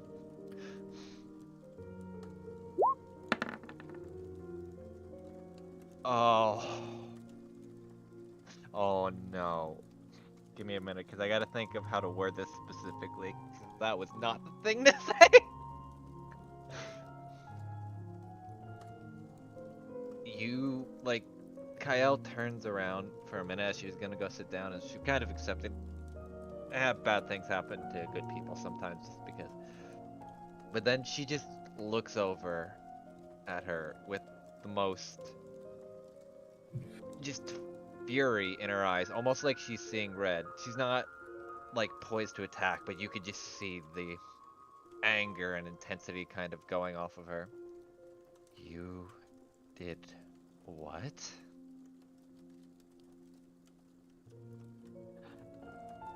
You can make an insight if you want, but I don't know if you want to in your emotion. I think she's too blinded by rage at this point that she's not really, like, she's like in the moment kind of thing. Like, it wouldn't make sense, like, character-wise for her to kind of react that way, to, like, look for emotion, so. Callisti motions with her hands, and you see an image of a device. I built a thing I think I showed you before. The map of the multiple planes and spheres. I built a device. That's how I ended up here. A miscalculation. And he took it from me. After I showed him, and we tried to get out together.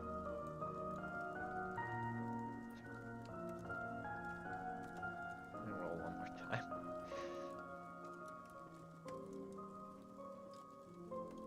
Where's my wisdom?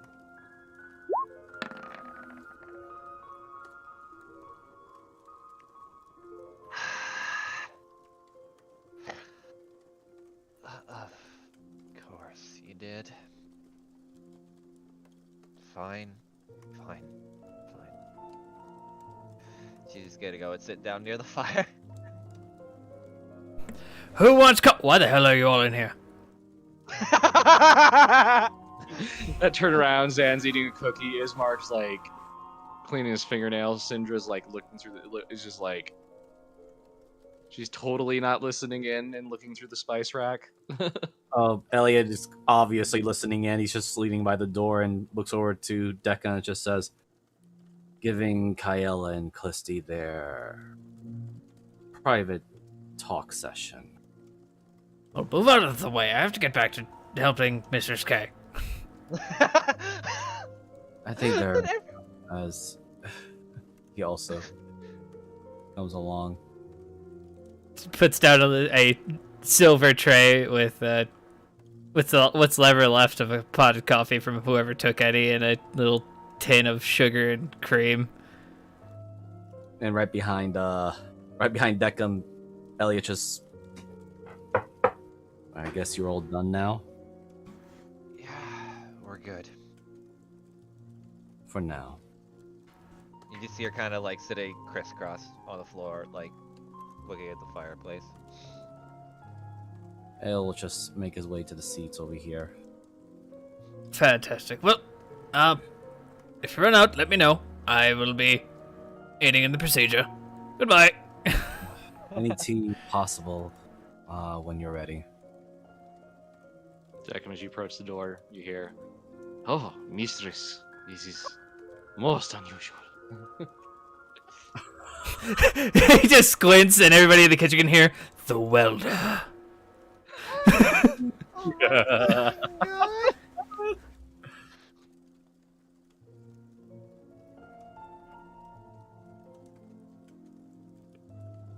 But yeah, she's got him the clothes. She actually cut them off. And you're staring at a naked skeletal form. He's got some pretty severe wounds, especially what looks like a very massive puncture wound in his right thigh.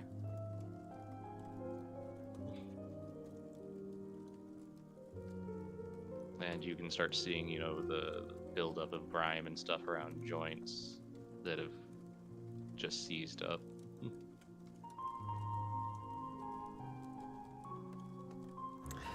Well, Deco does his best. He is proficient in Tinker's tools. Not the greatest, but he can do the menial work while Kay does the actual work. All right, you can roll Tinker's Tools at advantage.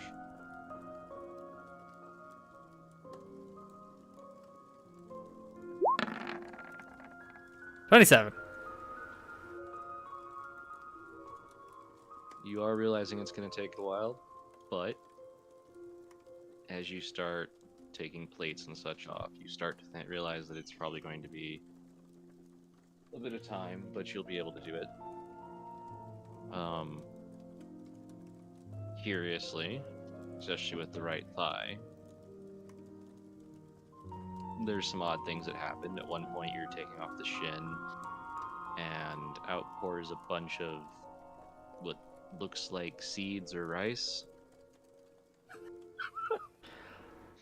God. and chunks of something wooden. Did you have a squirrel living in you for a while? No, no, senor. Hmm. The Odd. sound is familiar. My maracas. What? As you pull the thigh plate off, you realize that there is what you assume must have been some kind of musical instruments, something between, because you see guitar strings and this wooden object that you've seen other pieces of, and more of these seeds that have been just shattered to heck by this horn, just black material, chitinous material. I apologize, but I do think that your maracas were damaged beyond repair. Those were Pablo's.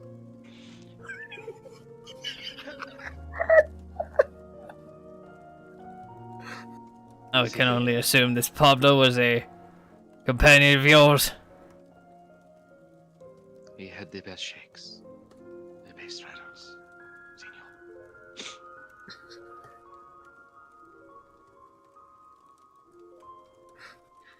But nonetheless, we must continue. Yes, And- maybe with several days of mending, we might be able to fix As you them. realize, the more you two get into him, she's taking off other plates. He's meant to be very agile.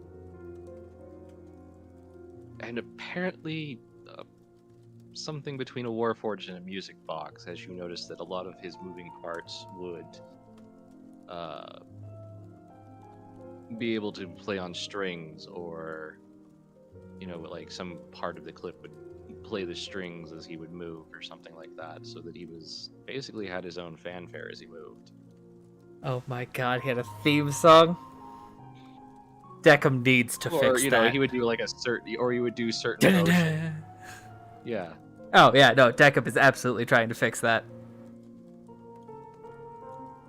Probably to Kay's dismay, because I'm not helping fix him anymore. I'm helping fix the stupid sound effect.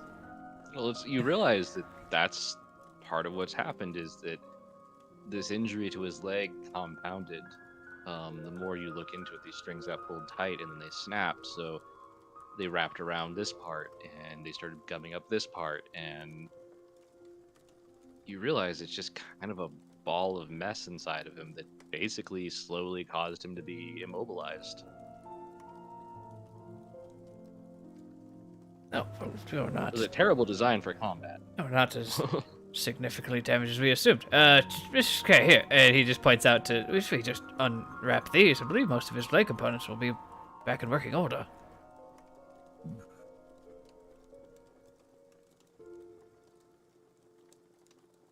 Yep. But And he points to like where they would connect.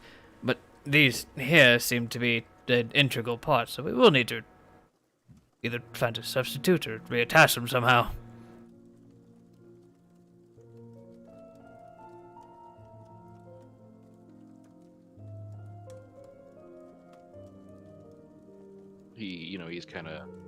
he's trying to see, and after a while, yeah, parts of him do start limbering, and some of it, like, you unwrap him, like his like leg shoots straight out, kind of thing, because it's just so sprung tight for time, and it's gonna take you a while longer. But we'll move back to the other group. Elliot. Elliot's just silently brooding a bit, thinking, watching over Kyle and Callisti. He was listening in on their conversation, but chose not to interfere since, well, as Kyle said, it was her personal matter, but Elliot just wanted to be there just in case things went pear-shaped. Well, it could have went cat shaped, but thankfully it didn't. True, considering there's 2 cats there and only one can actually climb the walls.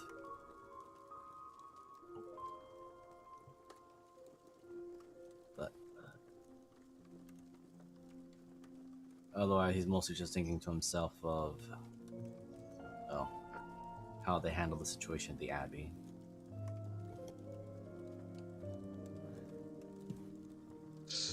You watch Cinder comes in, eventually kind of leans there. So, did you tell them why we're going after the map and why we need to go after what the map has at the end of it? We were sort of waiting until Deckham arrives so we can all have that question. Oh. Mostly so can only be said once necessary, and gestures over to first Kyle and then to Callisti. I believe these 2 still need a bit more rest, or, well, one needs rest and the other to collect thoughts.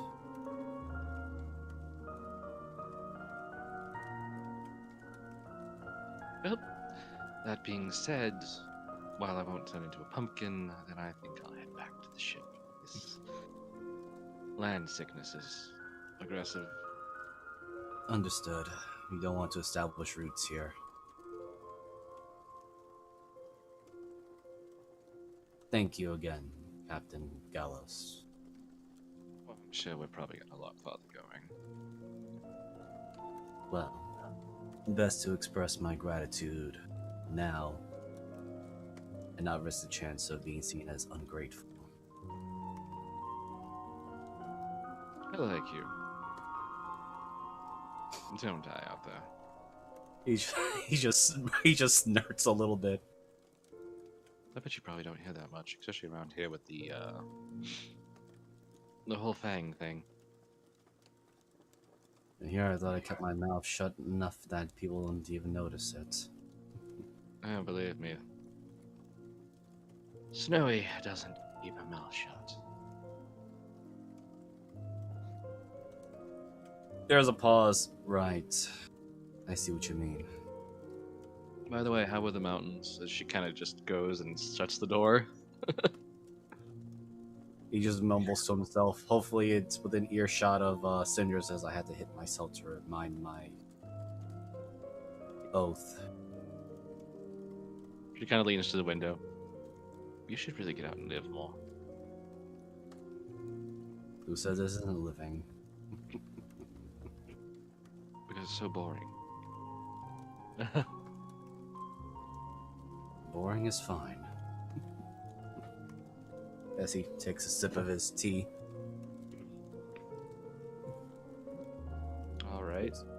He just looks over to Kyle. Are you doing alright now? Like I said before, simple conversation doesn't really make the pain go away, but definitely fucking doesn't help.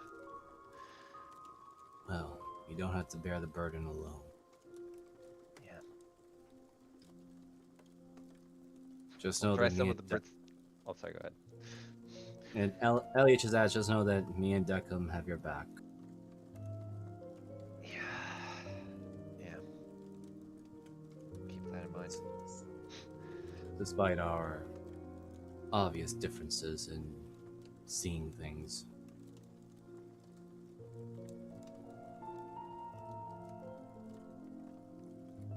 Just drinks his tea.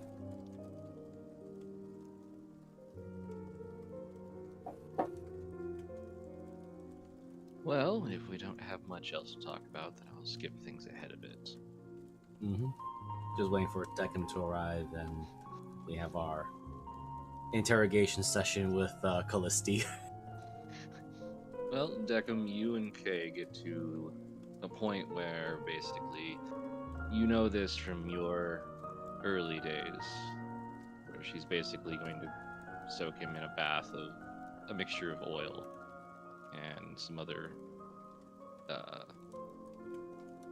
Lubricants. anti-scenes. Yeah, Lubricants, Penetrate the anti-rust. yeah, and that's probably going to take overnight. Alright, well, you enjoy your bath there. And he, as he's dropping him in. You go to this, can I can't. I like that. Bloop, bloop, bloop, bloop. Jesus Christ. Well, I'll be awake if you want to talk, Deckham. Nice, just like the good old days. You may want to. Don't take this away, but bathe. You are covered in grease, oil, and looks like soda. She kind of moves over to you. So are you, big guy. You know, not a bad thing. No, never.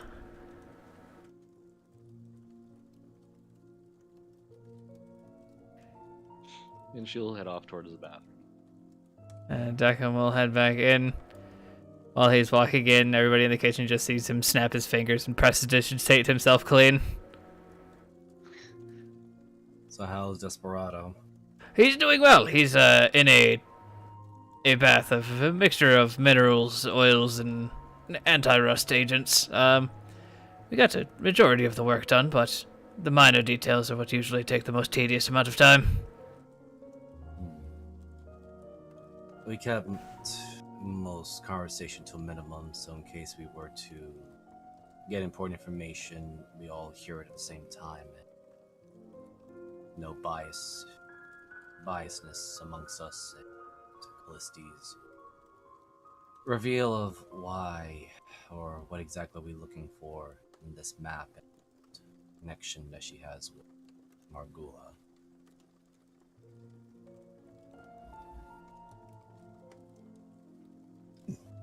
Well, since Kael's already brought it up, yes, I worked with Margulia when I first arrived here. Before I ended up here, I apparently didn't mention that he took something from me. That's the thing we need to basically get out of here. Amongst the other things. It's a bit more complicated, and that's why I've been having you guys go and do these fetch quests, I guess they like to call them some places. I don't want it to seem like that. I mean, I know you all have your own personal stuff and you need to get it taken care of, and luckily it's just trying to align with that. As to why we need the Warforged Gentleman and the Unquenchable is rumors and stuff says that there was an experimental engine. Spelljammer engine. Not... It's a Gnomish side wheel, which is absolutely the second step towards Gretch's god-awful designs, I swear. I don't know. I honestly can't believe that gnomes make stuff as bad as goblins in some places. I'm getting off track. I'm sorry. This coffee was really good. Thank you, Deckham. Yes, of course. I didn't tell you guys because it's not important. I mean, I guess social stuff it is. But at the end of the day, we still have to find him. We still have to get that which binds you to this domain, these worlds here, and get out of here. In my case, this is how I've done to survive, is to be part of the rules of the domain. You guys Right, can still right. function as an exception.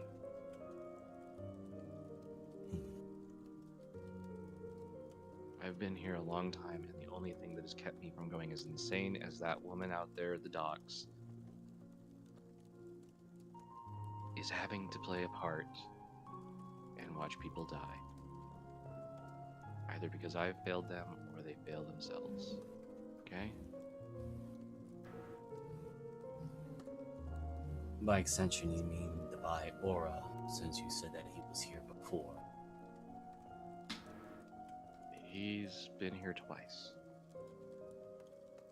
I still can't tell you much beyond that, other than he's tied to Winchester somehow, and usually Winchester seems to win.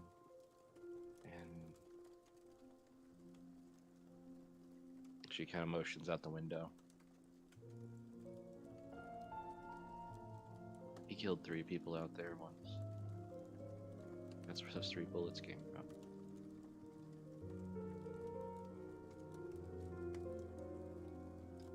If I may ask, but you mentioned about Margula taking possessions of ours to keep us locked in this realm. How is it that Aura, if he has been here many times, has he been outside as well? Did Margula take more than just his pistol, or were there more things that... Margula took the same thing every time. Aura's necklace.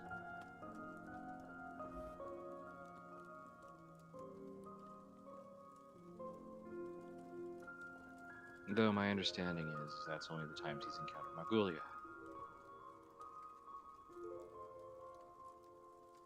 At one point, I guess he ended up on the other side of the continent, from what I could research. Somebody else took his necklace then. Or he just bumbled around until he found Winchester. Or Winchester found him. And I'm assuming since he's not dead, most of their duels end up in a draw. I told you that time and stuff doesn't necessarily function correctly all the time. I'm not sure if it's the same aura every time or not. There has been only one thing I've noticed. This aura didn't seem as knowing of himself as the previous ones. So there is always degradation, I guess. Maybe it's part of the process, I don't know. Wherever he's going to the collapsed tower is the only thing I know. The only nightmare that he ever had, that he spoke of.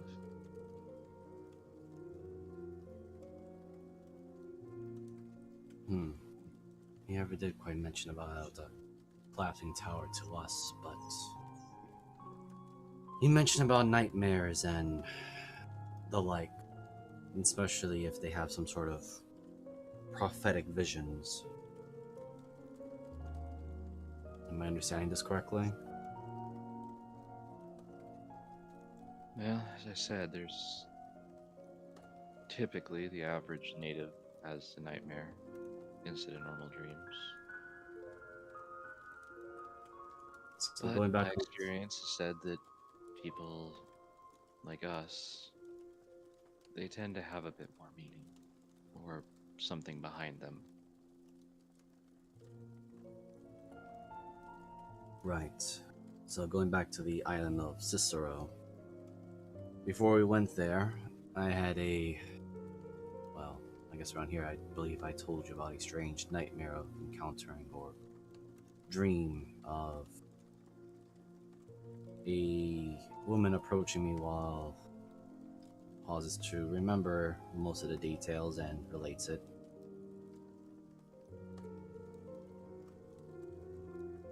That particular individual we encountered again, or rather, we met her on the island of Cicero, the sister Samantha. Yet when I inquired, she had absolutely no idea who I was. And from what we can at least ascertain, they are from the Faith of Ezra, part of the Darkham faction that are supposedly xenophobic. Well, I mean, it's probable, but Yes, is there anything more on that? I mean, it's they've seemed to have taken an unhealthy interest in Kyle and myself.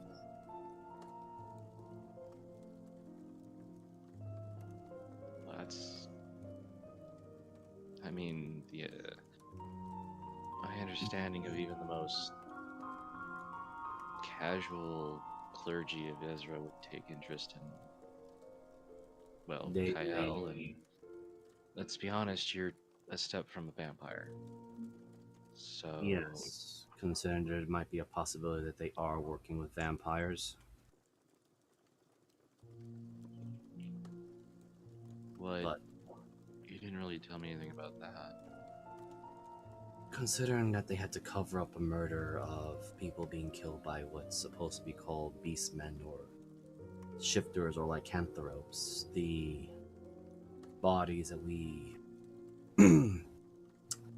excavated were killed by various torture devices that were done by vampires. Well, I mean, what? Not to mention that the blood that was spilled all around was not of humanoid blood, but of animal blood. And they were interested as he just grabs the hilt of his Sword of the Black Templar, pulls it out just a little bit. They were keenly interested about why I had this sword. And the final thing, which unfortunately the other two had not seen this, but only I did. I suppose it would be a spider familiar, but a silver spider that made threads of almost blood sent a message directly to me saying, "Run, Elliot."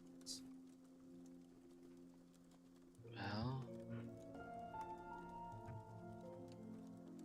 honestly, that means one of two things. Um, did anything happen with the spider besides that? Well, on instant reflex, I swatted it. And? Turned to smoke. Really?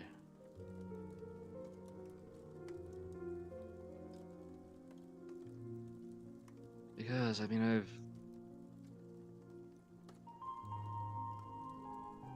heard of things like that, but that's usually hemomancy. But if vampires are involved, vampires have a much closer tie to their own blood. Hemomancy can evolve similar to Deckham's powers. It's innate. Then another interesting fact, my predecessor, or at least the predecessor that wielded the Black Templar sword, which I expect, or at least suspected is my sire, was on that island.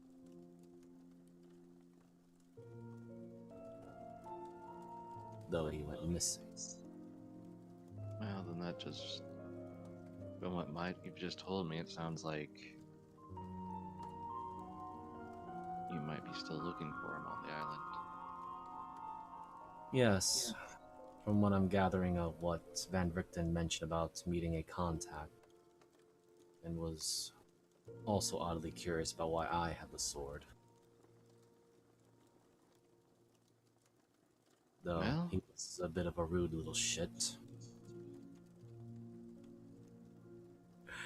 I think this is actually the first time both of you have heard Elliot curse.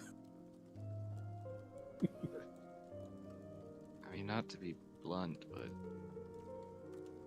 he is like, I mean, from what I've understood and read, well, his previous life, he was almost 673 when he passed away. Age does not give you permission to be rude to those who are ignorant and wishing to learn or understand what's going on. He's also a 672-year-old man that got stuck in the body of a 15-year-old. That's unfortunately not my problem. No, that's his. Which, Exactly. I mean, she looks at all of you except for, Deckham for a moment, and then it's like, right, Deckham probably wouldn't. I mean, not to be... But I mean, have you considered what it'd be like to go through puberty again? Elliot keeps his mouth shut on this one because, considering that he is 79 years old, he just looks like 30. So, I don't want to remember my puberty because that's probably about the time I got sold. So that is not. Let's not go down that route. that is I not. mean, not to be blunt, but my understanding and talking to Snowy, she is a wealth of information, and there are things I really... You see her kind of stop. There were some things I really didn't need to know, but it helped. But anyway, Elliot just pinches his nose again.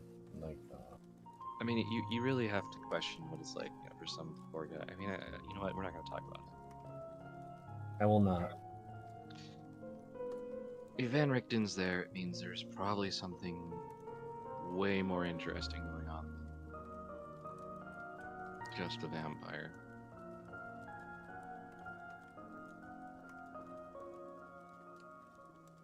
Well, considering that one of the sisters has the blood of a celestial in them. Looks over to Deckham. You mentioned something about one of them doing something to you while we weren't looking. Yes, they are obviously skilled in magic. They know at least the third tier of spells. I believe it was one that I've been looking into myself, the suggestion spell. Should have seen it Okay. coming. I even had counterspell on me. Oh? Yes, a lapse in judgment in my point. I thought we could trust them.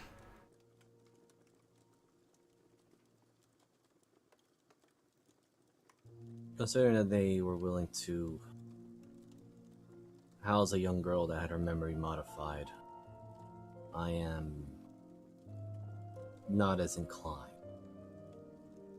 However, at the same time, I don't know if all of the sisters in there are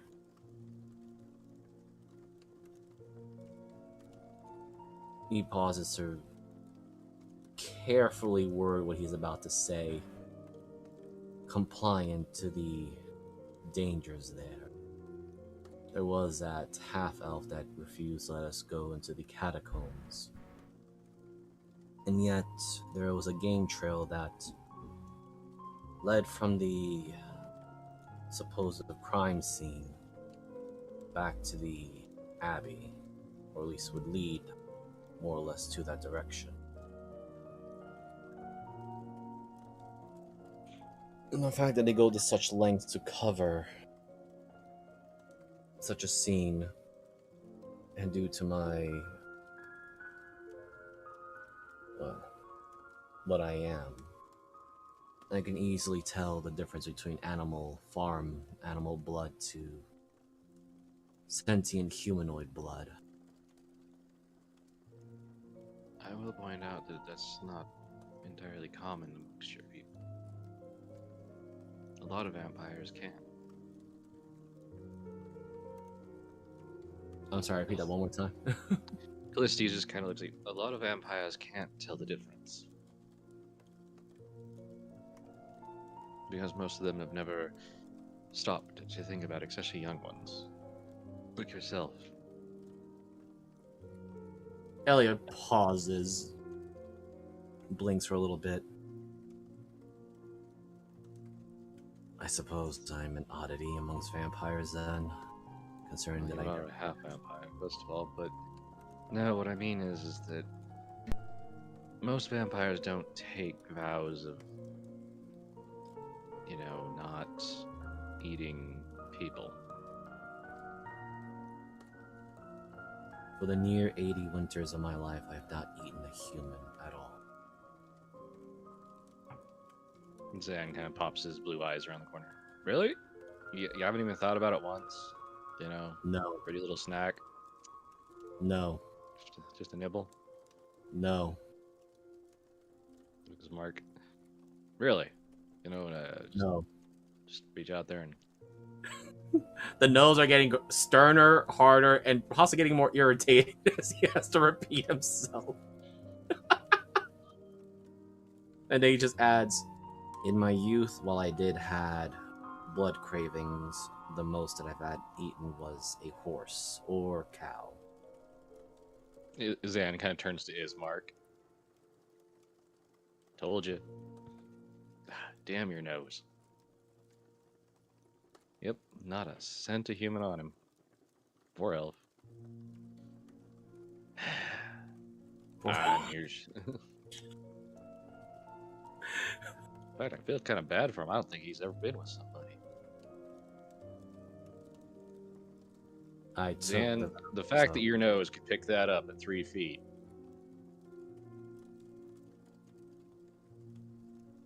Well, when you're blind, things get worse. More stronger that way. Elliot just pinches the bridge of his nose. Why is it so strange that I took such vows and still keep hold to them? Is it that rare? Well, do you want some honesty about that in this place, or the honesty about the universe, or... It was meant to be a rhetorical question. Okay, because in the greater scheme of the universe as a whole, it's actually a very tiny minority that actually holds to celibacy. In here, actually, there's a couple of good factions that hold on to celibacy, and they are... She kind of stops for a moment. Elliot mentally thinks that's just it. I took the vows of chastity, not celibacy.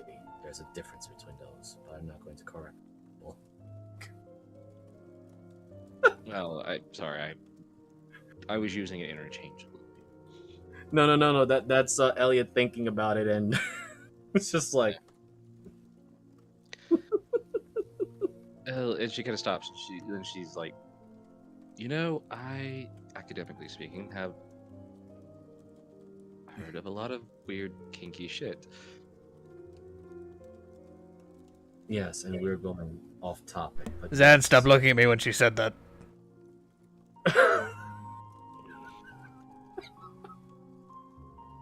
You see Callisti. She's just you get this look on her face, like she's like, there are levels even I am like, what the. Elliot just goes, yes, returning to the topic though. That's why I was able to identify all the farm animals that were being used as cover-up blood, and the fact that they were trying to pin this fabricated crime scene on beastmen or lycanthropes. I guess the other question is, were they trying to hide it from you, or from other people who would have absolutely no idea? Likely from the latter. So I doubt they they had probably made an idea that you wouldn't be as capable. that, or just very stubborn. The problem is, it sounds like either Deckham got too close to the truth, or... there's always that chance that Deckham just flat out scared the poor gal. I tend to be intimidating. Especially when people are lying to me. I hate liars. As do I. But it does sound like you're on the right track. If things are talking to you directly, it does mean that you have some connection to that area. So I'd be There was, careful. there was also, well, Deckham can confirm this, but while we were resting in the Abbey, it seemed like the Mother Superior was trying to pay my room a visit, but I had already taken cover hiding in Deckham's quarters because I didn't trust the fact that there was a spider giving me a message there.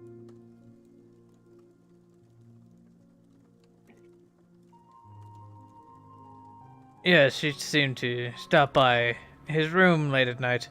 I not hear the door open, but there are obvious magical means of figuring out if somebody's in a room or not.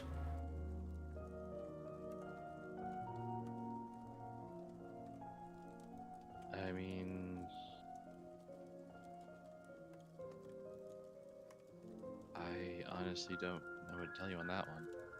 Maybe she was just worried. That's just it, though. One of the sisters there seems to be afraid of the others. The Mother Superior, Sister Laura, and Sister Samantha, who also was the one that. Sister Samantha was the one I saw in my prophetic dream. But you said she didn't recognize you. So she says. She kind of turns. Ismark? Yeah. What was you told me about a dream that someone had? Oh, which one? There was a lot of dreams. The one where the people involved didn't actually know. Oh, right. Yeah, that tends to happen sometimes.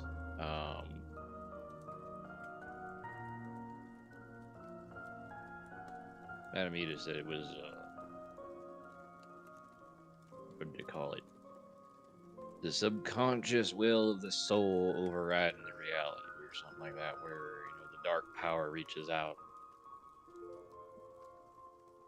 extends the soul energy, using it to what it wishes. Right. So the fact that as you had mentioned about, as he looks over to Callisti, that has some connections and all that. There was that particular message of your parents are waiting for you, don't make them wait anymore. I mean, do you have any familial resemblance to this, Sister Sammy? Not that I know of. I've been an orphan for as long as I can remember. Ismark. Maybe she just wants to jump his bone.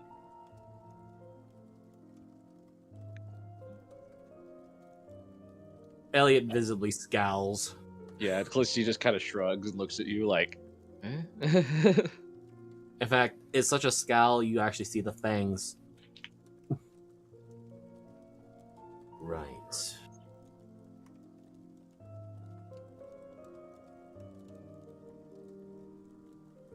Anyway, we do intend to go back there eventually.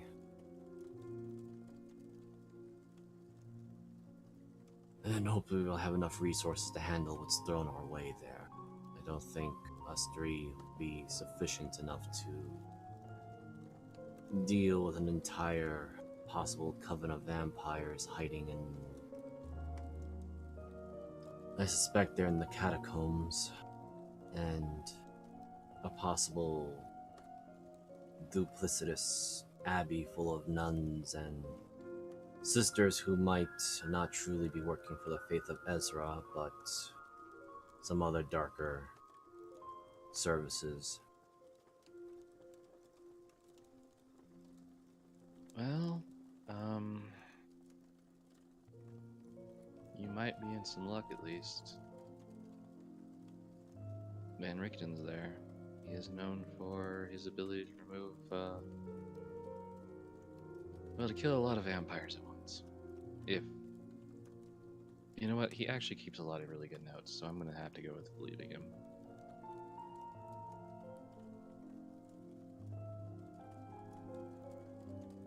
Right. Fantastic. It'd be good to have aid. They believe we can trust this man.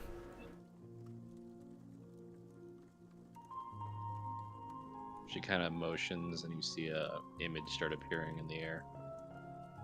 Was he like this, and with a tabaxi like that? As you see a picture, a very spot-on picture of Van Richten and Snowy. Yes, the rude boy that was smoking. Bad for the lungs, from what I heard.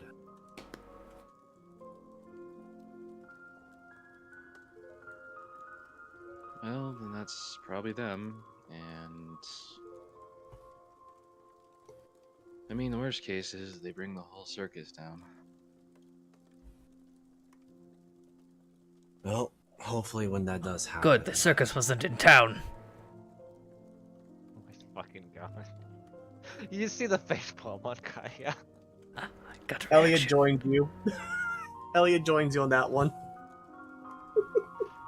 No, what I mean is Snowy's entire family is an extended family, are circus folk. Or more specifically, monster hunters parading as circus folk. Ah, that makes The more last- sense. And the last time she holds, does air quotes, took care of a vampire coven. Well, let's just say the countryside was forever changed with explosives. So they do a lot of collateral damage just regarding the innocent. No, actually, they completely made sure everyone was fine. Good. If that was not the case, I would have had a serious word with those two. Van Richten did drain an entire reservoir once, though, for a vampire coven. I'm gonna have to ask him exact details of that. Well, some vampires have a problem with flowing water. So he turned the master vampire and the entire underground crypt into a underground river.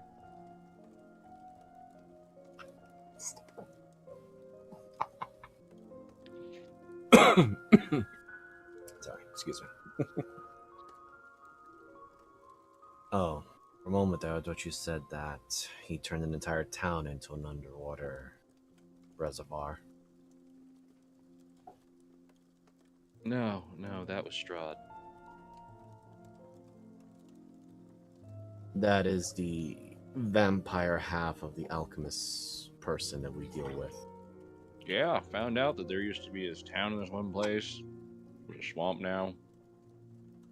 Apparently he got all pissed off because his whore of a girlfriend, they tried to kill her, and the mayor's daughter. You know, that shit happened a lot. Just tell the story, Ismark. Right. So he had the hots for the mayor's daughter, who was reincarnation of Irina. And, well, they murdered her by putting her to fire, and he found himself that freaking Popovsky girl. What was her name? Volanta. Yes, that was the one. Oh, she was a psychopath. Yeah, she has a tendency to, well, she did. Until we killed her. Again. We're getting off topic again. Anyway, he used that spell, something wave, tidal wave. Yep, and sank the whole fucking town. I see. Right. Going off topic due to these things, but once Desperado is fully repaired, I guess we're going on to the next fetch quest.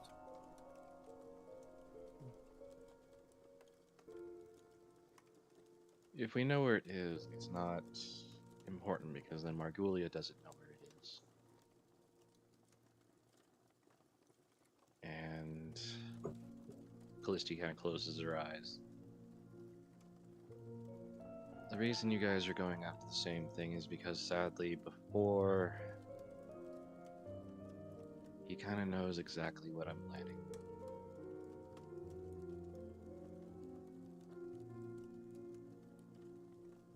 But this kind of gives us a step up.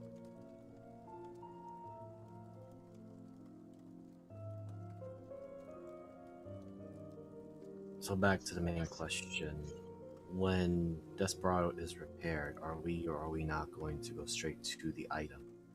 Or should we continue dealing with the things that are, as he gestures to himself and to Kael, our personal problems? Well, Elliot, I would say you probably should stop by. It's on the way. Repeat that one more time, the place? Back by the Isle of Cicero. It is on the way.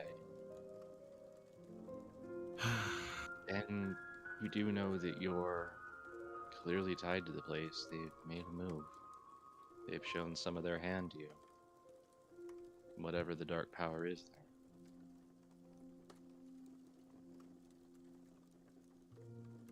there. I have a dreadful suspicion as to what it might be.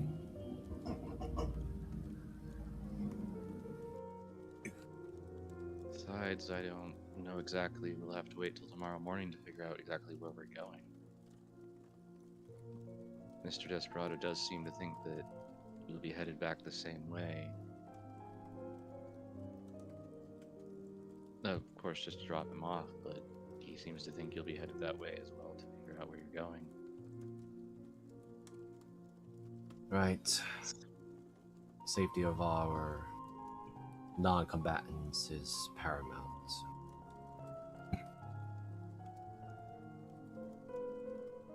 I think I've answered, or I asked all the questions that can come to mind. I don't know if anyone else has other insight or perspectives that I've missed. I think I have everything I need for the time being. Until we start stabbing that motherfucker. Should I just have some coven vampires as well, just to get some practice in? Might as well.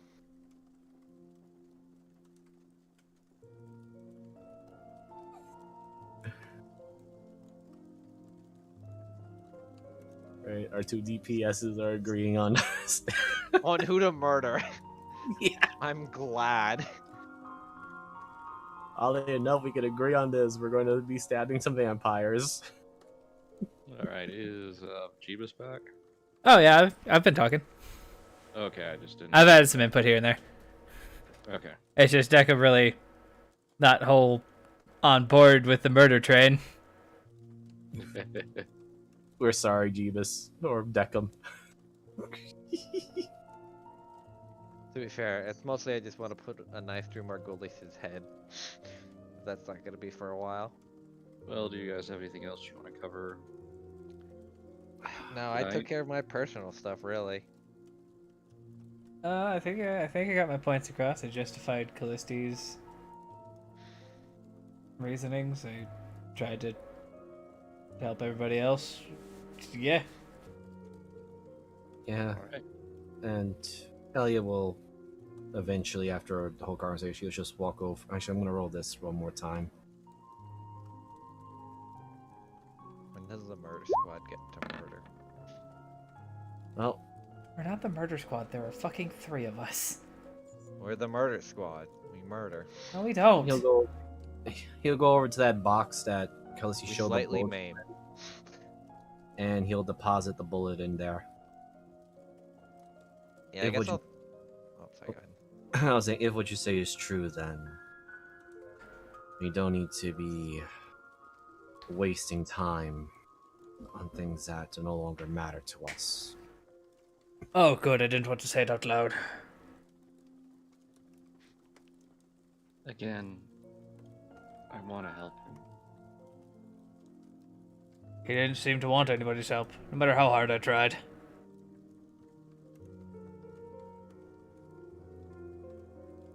something bigger at stake. But, and that's the thing here. She kind of motions. I'm not just trying to get myself out of this. Or you. She motions towards, the others. There is Mark, and there's them. There's Syndra and her crew.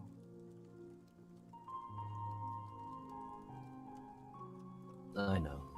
That is why I gave you the benefit of a doubt, because you saved Charlie when you were not obligated to.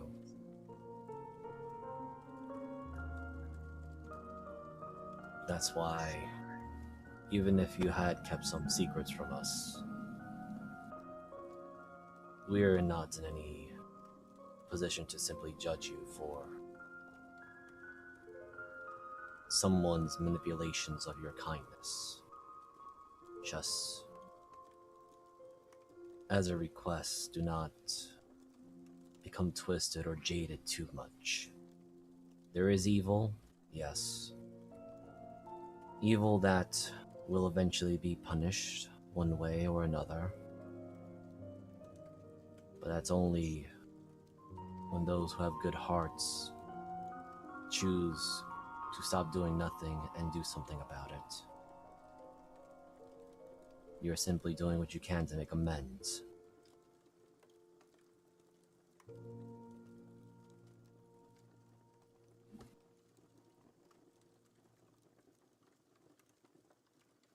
Alright. What's that? We shall pass into night.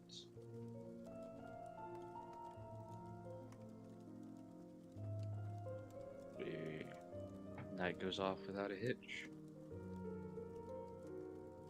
The next morning,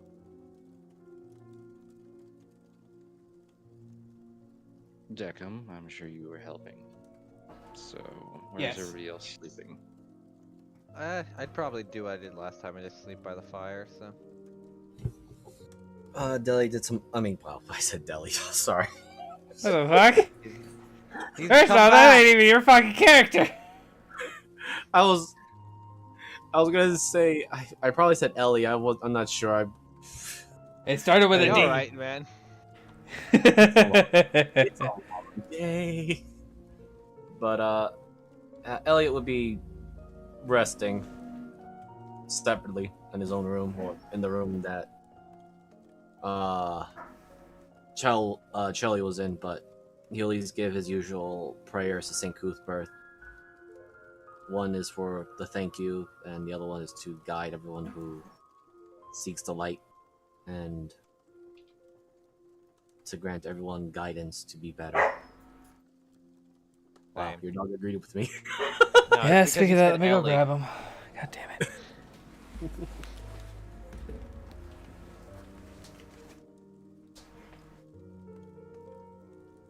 Okay, I can't find any music for that, so we'll just accept that.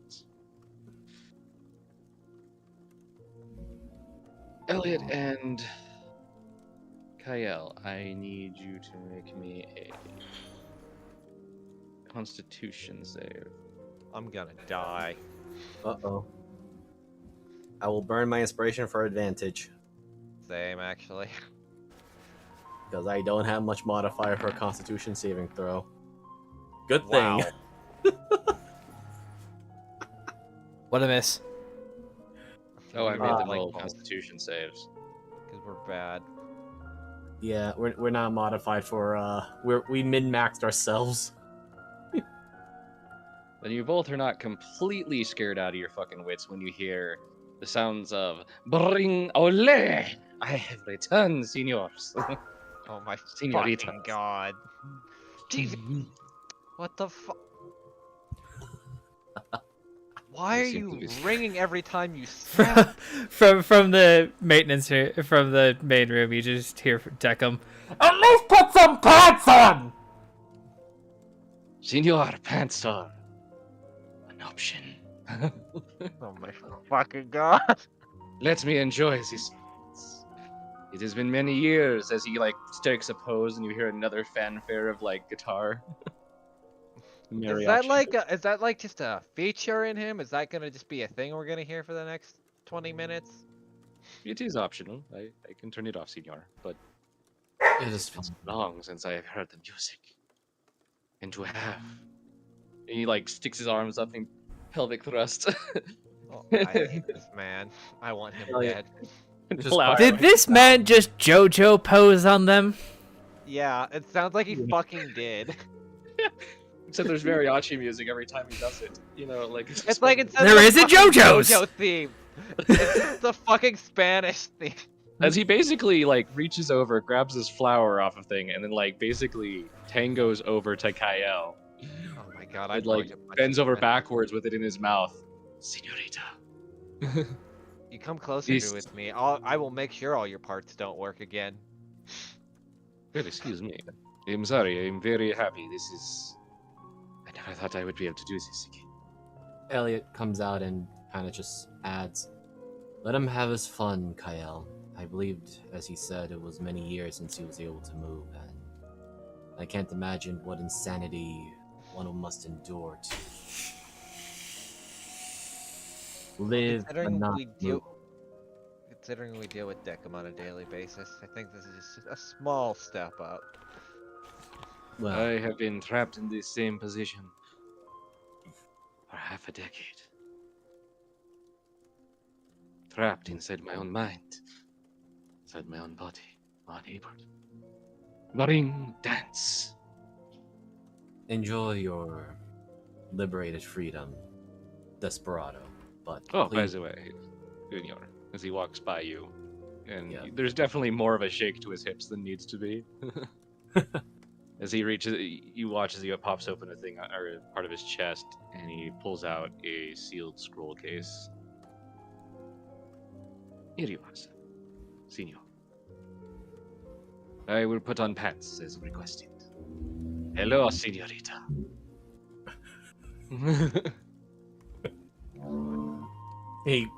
Ellie just pulls the seal scroll toward Kael.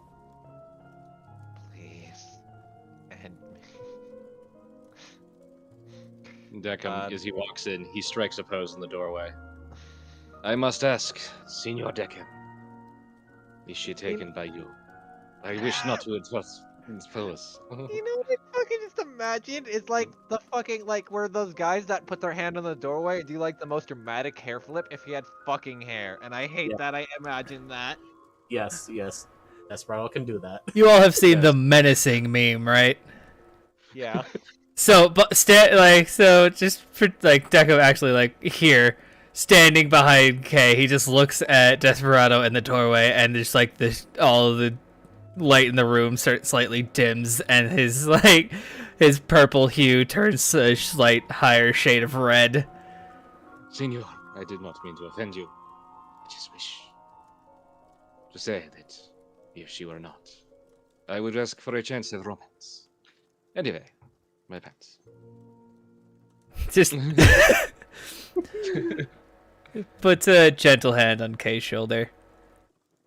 Mistress Kay does as she pleases, but if you come on that strong again, you might end up having more circuits fried than me.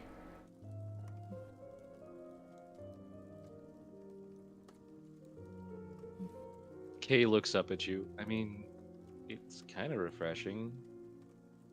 You can roll an insight. I was already about to ask. Oh, fuck me!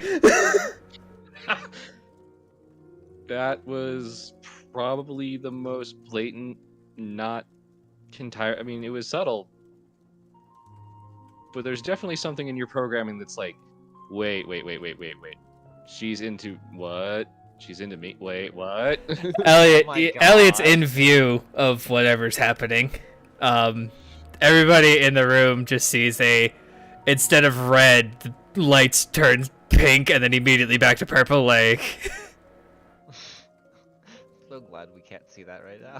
the Elliot can, and I can see part of your token. I guess that I'll technically see like a glint of light, but not like a lot.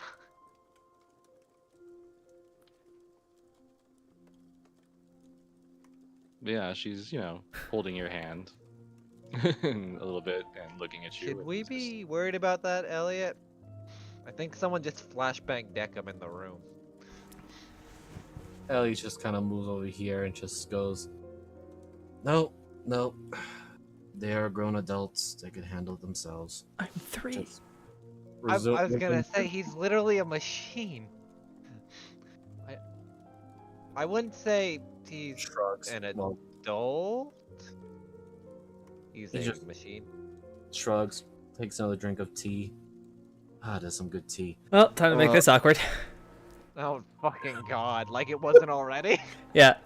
He looks at the hand and looks at her and just says, You are the most precious thing to me. God damn it! You kind of there's that kind of sigh and there's a smile, that content kind of like Oh. he got it.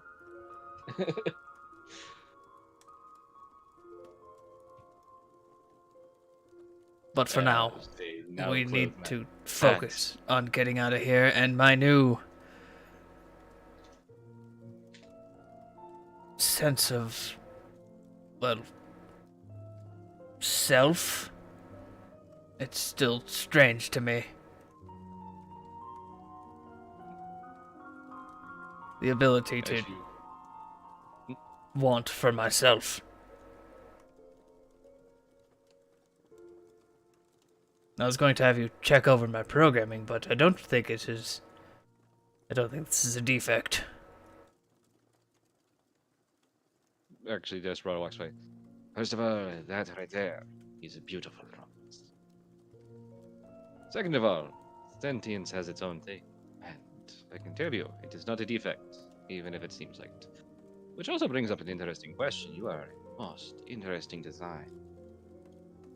I was going to talk to you about that when I had a chance, now that I can see you from every side. Maybe I can take you to Bahasek. Ring as he runs out, as he makes a pose. before Fucking walking love out. him. This is one of my favorite NPCs. Oh my god. Fucking end him. Mike's No. just sitting there going, "I created this NPC," and Moogle has just Enhanced. No, you enhanced it. You embellished it really nicely. I'm ready for him to die. I would say more, but I'll be after session. So And so he steps back in. Let's see. It is a quarter turn to the right, then a full turn to the left. I believe that should open it. yes, be sure to introduce yourself to, or reintroduce yourself to, Cinder Gallows, and I suppose she'd be interested in your reparations. Yes. There's a slightly amused smirk as Elliot continues drinking his morning tea. Yes, El Capitan shall dance for her. Shall I dance for you too, Miss Callisti? You see Callisti just sitting there, and she just takes her glasses off, cleans them, and you can see that like she is somewhere between yes and no and God, please help me. early for this. I'm gonna roll persuasion to Callisti to let her agree to yes, and I'm just gonna simply say, you know, with all the stuff that you've been dealing with, I think maybe a little bit of entertainment can help lighten your mood and the burden on your shoulders. For a brief moment, just forget about all the distress you're dealing with.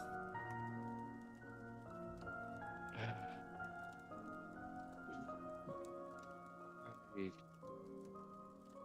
don't really dance, to be honest. Do not worry. I have taught many, senorita. I shall lead. Ole. Basically. As he I holds rolled out that a hand. I hope it's good. If a deadpan, most of the time, dour Dampier tells you to go have fun, Yeah, she takes off her hat Oh my god. and she's very gingerly about it, at first. But at the same time, Elliot, I want you to roll me a D100. Oh shit. I'm sorry, guys. Now you explode. You deserve it. I know. Bye. First of all, they begin dancing, and it is a full-on tango back and forth and around the room. And you probably didn't think Callisti was that. I mean, for a cat, you figured she was probably flexible, but once she has gotten into it, is doing pretty well. The back bends and things like that, and the twirls. And she's getting into it. And just as it's about to get good, you all hear a cling as he kind of got her in a full dip, and is suddenly like, "Oh dear, Oh señorita, fucking god. my I seem to be having a problem with my hips. This is never happened." I just want to leave. Senor Deckham, could you please? It's the one hip, the right one, Senor. Deco, after Mistress K. I'll deal with it. Then you see Probably Callisti, was- like her, bent back, nearly her head's touching the floor, almost touching the floor, and she's just like, "Oh, I got about 2 seconds for this to start hurting." We did tell him that there was no need for extraneous movement, right? Well, Ellie is going to very carefully pick up Callisti while adjusting or trying to straighten out Desperado. I'm What not should I getting roll for that? involved in this bullshit. I refuse. Elliot suggested it, so he's going to get involved because he suggested it, so he's going to see it through and aid whatever he can. As he sees Deckham come in, it's like, Deckham, can you help Desperado while I help Callisti here? you pretty quickly recognize what the problem was. His auto healing systems weren't really kicking in. So yeah, he kind of overdid it on a hip that probably wasn't, the one that had the maraca in it. So you kind of move the pants and I strained reach the a E socket string and- here. We told you there were replacements. They weren't actually guitar strings. Ka-ting. Yes, you watch as it kind of kicks back and he releases and writes both him and Callisti. I am sorry, señorita. Thank you, señor. Yeah. Thank Deckham. He is far more knowledgeable about this than I am. And if we could please not speak of this, I've never had that problem before. No, Not at and all. like we Sure. said last night, your auto healing systems are still decommissioned for the moment, but they should reboot themselves after a couple of hours, not 15 seconds. It was out of excitement, so. Yes, I know. I've done the same. Yeah. You broke your hip before? Never mind. But Understandable. I have never had performance issues. God damn it. You have to remember, too, Desperado, you've been... Deckham tightens it a little tight after he says that. Thank you. Oh, senor. He flicks it. He flicks the ratchet back around and looses it. Thank you. If You were the I may- first Wolfwars I've seen who can't do self-repairs. Oh, I can. It just, in fact, you actually do notice that some of the injuries that you guys weren't able to are starting to automatically hook in. It just was the complexity and the fact that there was stuff still jammed in the wound. Yeah. But Deckham is talking about using tools to fix himself, not just using the auto repair system. I guess I should point that out that Marcelo was the mechanic. Ah, yes. No, I lied to you. We had several units in our unit that could not do repairs such as myself. I am sure Ken and the others would teach me, but and you and Mistress K have taught me great amounts. It is just a matter is that I was a band. We were built to be a unit, like you say. Deckham's lights not go dark, but go like almost like a black light color when he brings that up. And he like quickly snaps back into it and kind of shakes his head and finishes up what he's doing. Now then, if you're okay with this, Miss Callisti. She's already like moving back. Thank you, Desperado. That was fun. You both danced very well. If you would please open the scroll case, I can explain the contents. Elliot does exactly that. There is this sheet that comes out that is made out of some kind of metal, but it is definitely a map. As you will see there, it is somewhat enchanted to be able to track the unquenchable. Or more specifically, the ship that I was on. Which I guess technically, unless there has been a problem between them, are still rammed into and melded into each other.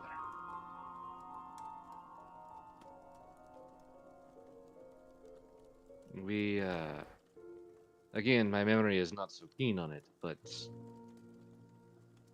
I arrived in Peridon because it was the closest city from the effect that was not absolutely horrible. That being said, if you will notice a few of these landmarks as he goes over and begins motioning on it, this here was Peridon, and of course, I guess where we are here, out in the middle of this nothing, is you kind of see that there is like a ghost of a shoreline. You see like a place marked as Peridon, and then there's the borders of what he explained. You know, you come to realize are probably these domains, as you see here. Now the problem is, as he motions across, this region here is the breach, and this here is your only access, from my understanding, through Moldholm.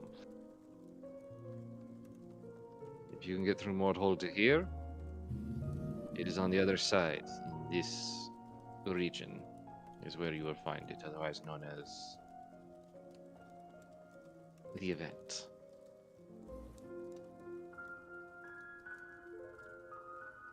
Now, my understanding is, talking to people, if you travel north of Peridon, here as he motions up, you can go through the Icar swamps, and through the roundabout way here, end up in Morholt as well, and then pass into, again, the event.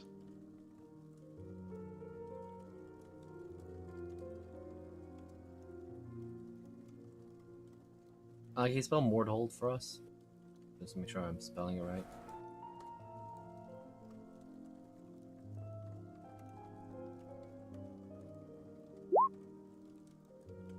I almost spelled it.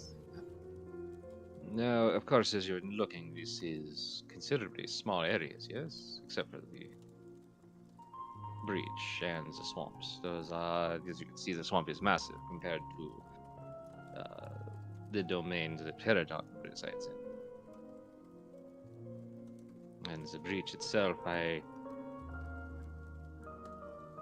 you watch as he kind of turns for a moment.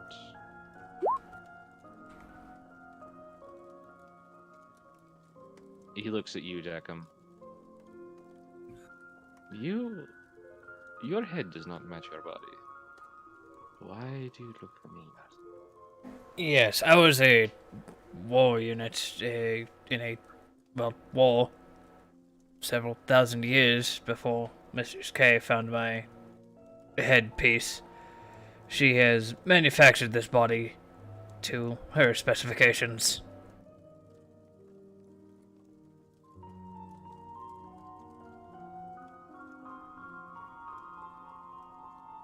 He just kind of stares at you for a moment, and you know that there's some part of the docent or something going on.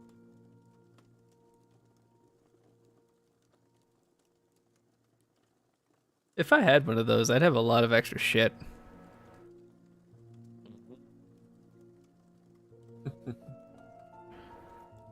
Uh, Great thing for Warforged. what do you mean? He looks at you, after a few moments, you kind of see him. Is that not normal? There was a unit. There were others like you and me. One of Yes, them there were. had a head like yours. There were Not the hunt. same design. Yours is much more, I guess in military terms, rank. Yes, I was a commander. I had a unit under me. It's just unusual thing. I had a. All right. Had a 77 on the side of one. Deckham, roll me intelligence save. Oh shit! I actually have something I want to ask in a minute. That's a 19. You have gotten used to it for some reason. But there is a flash of the number 77 painted on the side of a Warforged like yourself. I'm curious on one thing, Desperado. See, señorita? Was there a woman in charge of his group, or rather his maker? Maker? Well, I didn't tell anyone else yet, but when Deckham had a little bit of we'll say a malfunction, I heard a voice in his head while I was connected to him mentally. I don't know who it was.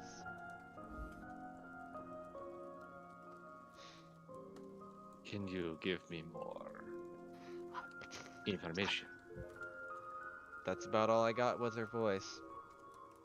Did she say anything specific? Do you remember seeing? Can I roll history? I actually don't remember. Player being dumb.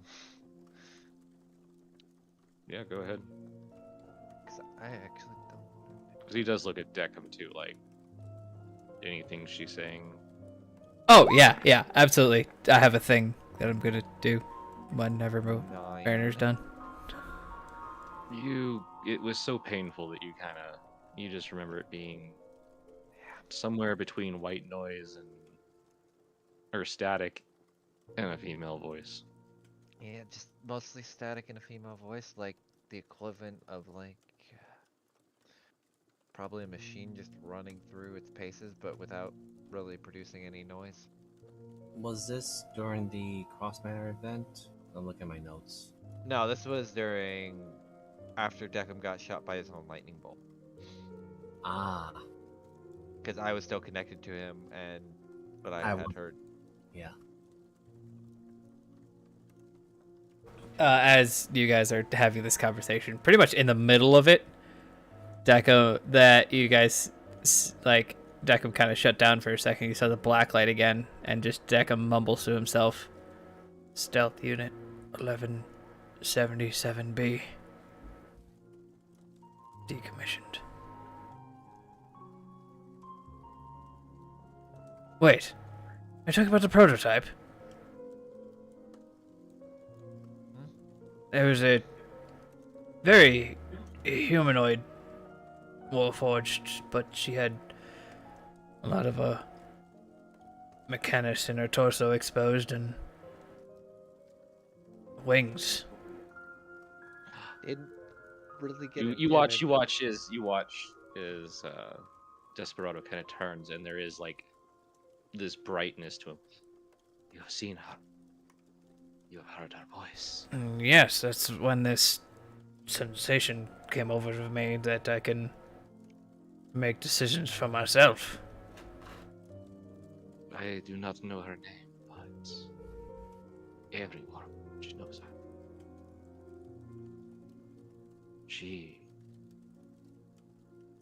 is the sentence. She is the reason. It is from her that our Warforged gained their freedom. Huh. I may have built long after that, but across many worlds when she comes for us. We are here, Christmas, but in our souls, Senor. But you to speak to her, you have spoken to her, yes? See? I have. It was a very brief conversation, but it was one.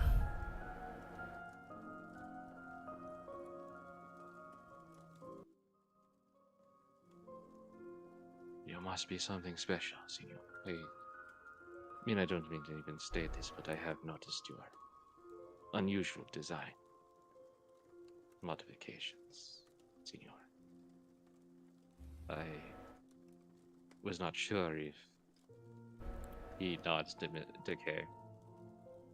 Mr. Skay was more capable than she puts on.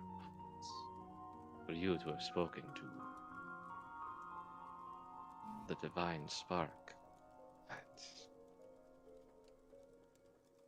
he takes off his hat.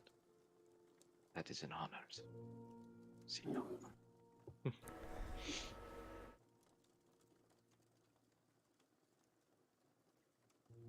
Things just got a lot more interesting. And so I guess this, in a way, is a manifestation of the soul. Yes, but why did she seem like she was in pain? To be quite honest with you, you are a man of your gods, yes, Senor? Indeed. To put it in the way you would probably understand, she is our god. Granted, she is a moniker of mortal design. We do not know if she was a she or a he or whatever. Only that those who were touched by her with sentience came from us when we were freed.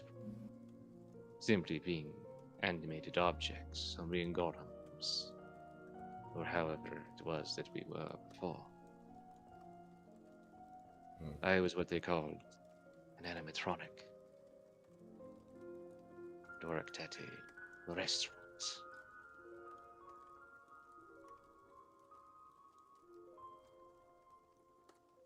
But when she came to our world, so many of us, from the street sweeper to something as lowly as musicians as us, we all heard her voice, like the sound of 1,000 breaking bottles across the ground, of waves so strong of thunder, of the gentlest whispers.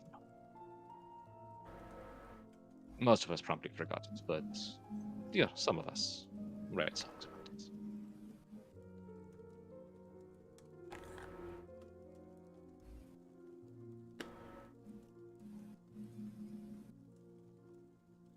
I need to find her.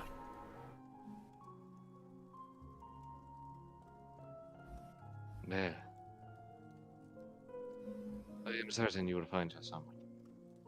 She is with us all. Beyond that, you have a decision, I think, senors and senorita.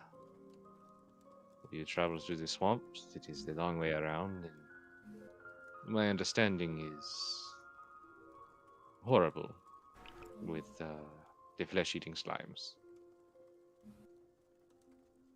Or there is the breach, which I'm certain you've probably heard of before. It's kind of notorious. We have had many refugees in Peridon.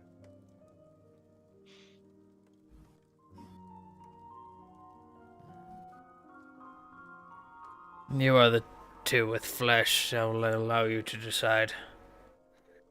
Do I not want my flesh anymore, or do I want to go to something that'll probably obliterate my body? Felicity kind of sits there. The breach is probably the quicker route. Dangerous. But it is passable. On the other hand, the Ichor Swamp is also passable. But that would be if you can get her to help you. Well, you two seem to want to get your blades dirty. Elliot pauses, says, her as in Syndra, or. Oh, no. Oh, what was her name? Morwen. The Swamp Witch. Now what? Elliot has a visible look of dissatisfaction. It's a better name for a hag. Yes. No, she's not a hag. Oh, perfect. She's a from Swamp Witch, and you know, I try to put on an air of being, you know, this. You know, I try to be professional. She's kind of a freak. Right. Breach it is then. Then you Yeah. have it. Yeah. The only reason I would ever suggest a swamp, though, is that she exists outside of things somehow, and she has some interesting insight. But again, that place is pretty dangerous. Well, it seems like either way is pretty dangerous, but being able to grab some insight from a knowledgeable arcane practitioner might be very helpful. Should we be worried though? She's literally certified to be insane. Question to DM. Kyle? What? Oh, I can count the amount of people on my hands that we have met in this plane of existence that were sane enough to talk to. Most of them, actually. You're terrible at reading people. I did not try to manipulate us in one way or another. Dan, are they saying we're crazy? Like a fox is, Mark. Like a fox. Question from player to DM: would Elliot know any particular rumors, or because the way this swamp witch is sounding, it sounds similar to certain individuals that Elliot may have heard of, or at least, even though Callisti said it's not a hag, to him it almost sounds like the hags of a certain fortress that he was going to go out of his way to attack, but did not because of the confusion that they gave him.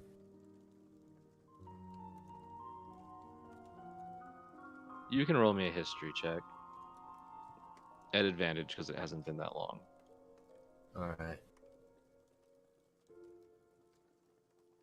It's gonna be. Oh shit.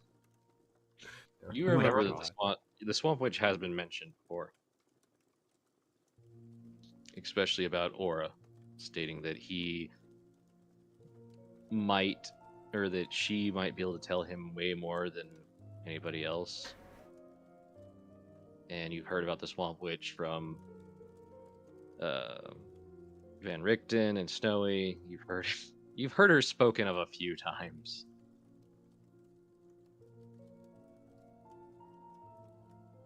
Mostly as someone that nobody really wants to deal with, but they might have,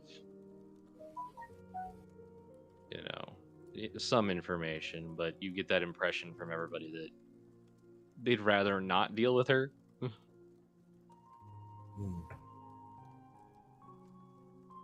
Okay.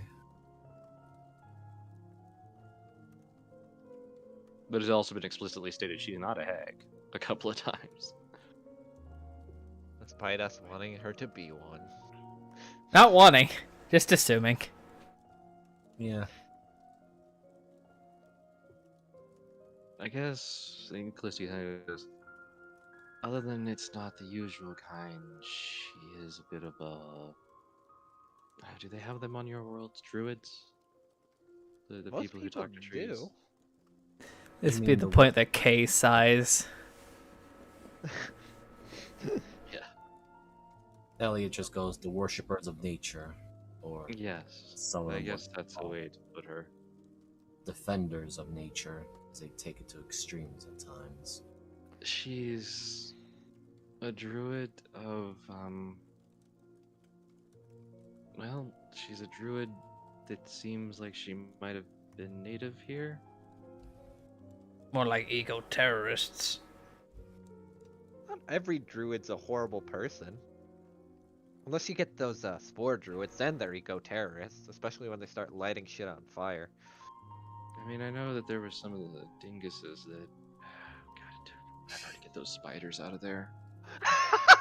God damn. Get fucked.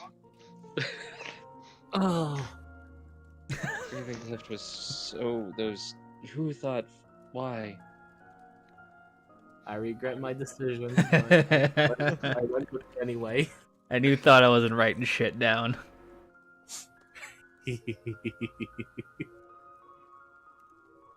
You know how long it takes to get Underdark spiders out of a forest when they become infected, especially when they're getting empowered by a god, a dead The god. hell's the Underdark?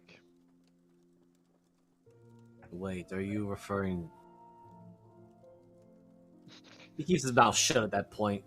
It's like, oh, that's another god that is quite literally the opposing one to St. Cuthbert. He's thinking of a whole different one. No, it was just on our world. There's a massive cave system beneath the surface of the world. Oh. That sounds very boring. It's actually quite populated and very well and interesting, except for the whole fact of that there was the purple dragon and all those drow. And It sounds very unsafe if your we got world. all those refugees out of the bugbears and. Well, thankfully, most of the Droughts populated to some of the worse cities, so still kind of there. I will not get into too much details of my world since it's still in its own chaotic mess of wars and civil wars.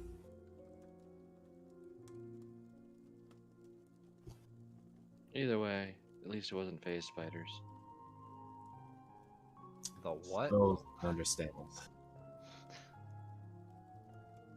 Phase spiders, they're got a special ability where they jump in and out of the ethereal plane. You know, They can I'm devour an sick. entire town in about 3 days or 3 weeks. Oh, Yeah. Imagine not being able to know what's coming out of you and you're sitting on a toilet, and the next thing you know, you're having your internal organs sucked out through a straw because you've been liquefied alive. now, if the cat that I knew did that, then I'd probably be shitting myself a lot more. Right. So, our destination will most likely either be through the swamp or through the breach. We'll make a final decision once we get past Cicero. The key thing you're gonna have to do is you're gonna have to figure out a guide. If I recall correctly, she kind of looks over at Desperado. There's a Vistani camp. Si, senor. They are the ones who brought me to Peridot. Yeah, there's a pretty permanent Vistani camp outside of Peridot. You may be able to find a guide there. Oh, You know, fantastic. I've heard Vast. wonderful things about the Vistani.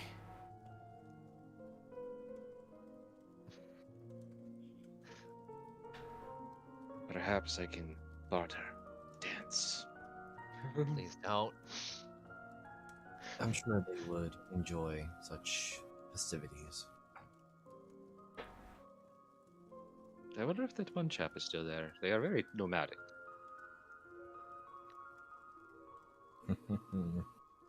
God damn it. I suppose we'll find out when we get there. Yeah, Shall we prepare to get going? I should be ready to go. Let me hold on. Got my knife shit back. There we go.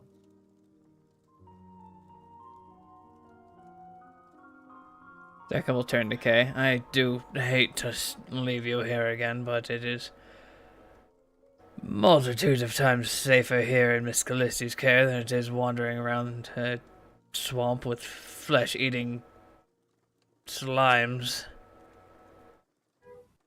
I mean, I'm open for a little bit of adventure, but I saw a picture of it in a book.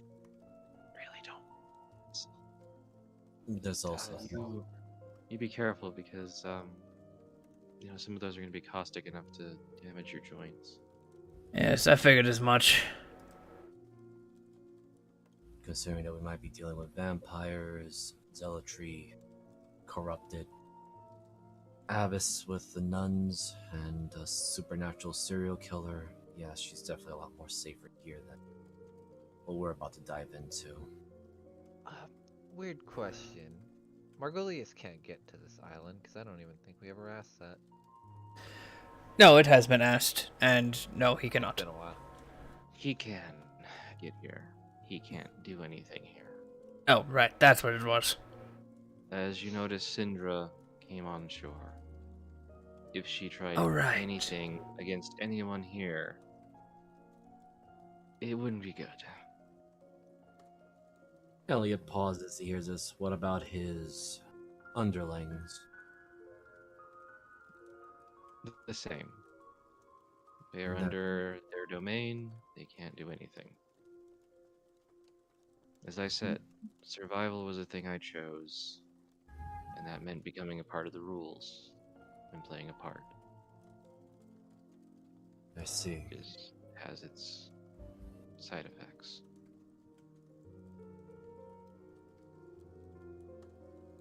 Well, as a being of computation, this almost hurts to say, but let's go break some rules.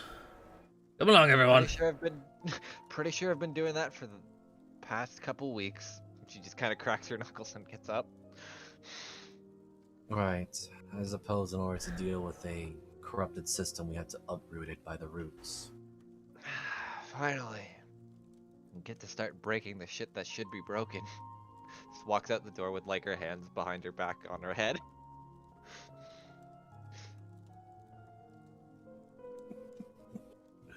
We're just a chaotic trio, aren't we? Decim Yeah.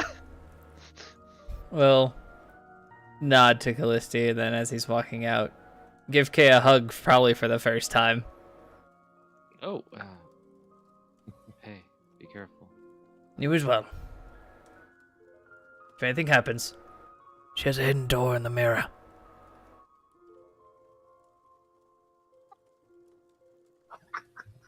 God damn it. Misty's like, it's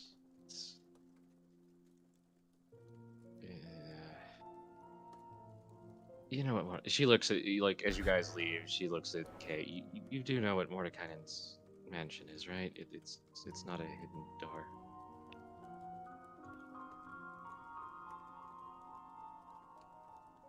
And Kay is just like, yeah, I know. God bless this fucking party and campaign. So the first things Decim saw is that she literally just walked into the mirror. So he's like, hiding place, I see. Elliot will basically just talk to Kyle and Decim as they're heading to the docks again. It's just, we haven't really. This is odd for me to question this particular thing, but considering that we're the trio as it is now, sadly, we've lost Aura. How should we identify ourselves to those who inquire about our names, or at least our group? I have something stupid. Give me a minute. I'll think of something stupid. I don't think you two would agree with War Unit 1100. No.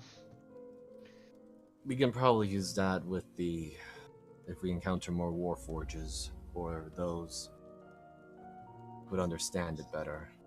What about the War's Maw? Something to that degree. Since we're gonna go a little bit, with some stuff. Let's change that just a tad. What about Warrior's Maw? You kind of pull it around. I could drink to that at the very least. Yes, drop the. I was going to suggest the Mist Warriors, but you kind of got it better. Mist Warrior's Maw? Let's go all three. No. You don't like the MWM? No, I love the MWM actually. I don't at Too all. bad. You can kiss my ass. But yeah, I guess we'll go with Warrior's Maw sounds. There is always the chance. I mean, not to cut in, Senor. Could be. He sticks a pose with the music. Desperados Angels. I refuse to be named after Yes! someone No. I'm far from a fucking angel, and I'm not being related to that one. Ah, Considering we are in a desperate situation, but I do agree we're not quite angels. Thank God. I understand, Senor. Damn, I wanted Perhaps wings. This thing will grow. Oh, fucking God. Perhaps you will all figure this out more organic. We'll figure something out. You guys should say? This is the hardest time I've gotten to walk in a while. You're not Safer. just gonna like collapse, right? Your legs aren't your legs aren't just gonna lock up, and we're gonna have to carry you. As long as he quits popping his hips like that, he should be fine. Why did he have a pelvic thrust function to begin with? I don't know. I couldn't deprogram it. I suspect he built for entertainment or Yes, he's an better. entertainer, so just let him entertain. Also, just picture yourselves not being able to move your arms or legs for, I'm gonna guess, around 2 decades with the amount of corrosion that built up. I had. Yes, And I I should did. Well, does technically not being to move them of your own free will count? Well, it wasn't decades. Yes. Then I've got at least 5 years, or 5-6 years of that. And I'm guessing the first thing you did was ran, right? No, mostly cried first. I did some of that, but it was in silence in my head. He did that in the bath. I am not afraid to show my emotions.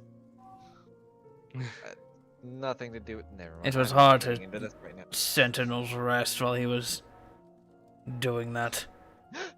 Please thought tell that me was the very boat's piracy. nearby. I just want to get on the fucking boat. It's like Kyle just like speed walking. First off, it's a submarine.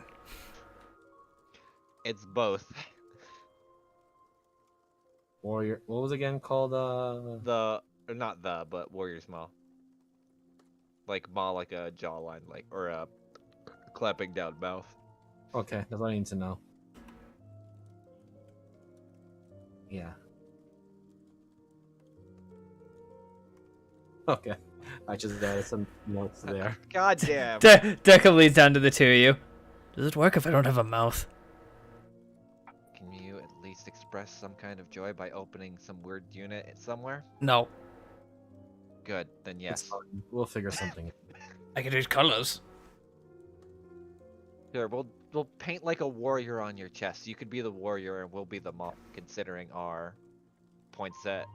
Her kind of curved, like cat-like teeth, and Deca and fucking Elliot. I wear a Actually, I vest. thought about this. This works way too well considering the party. Yeah. You're almost suggesting that we should call ourselves the Mist Fangs or something. No, let's That's not. too on point. And Elliot looks very annoyed by that.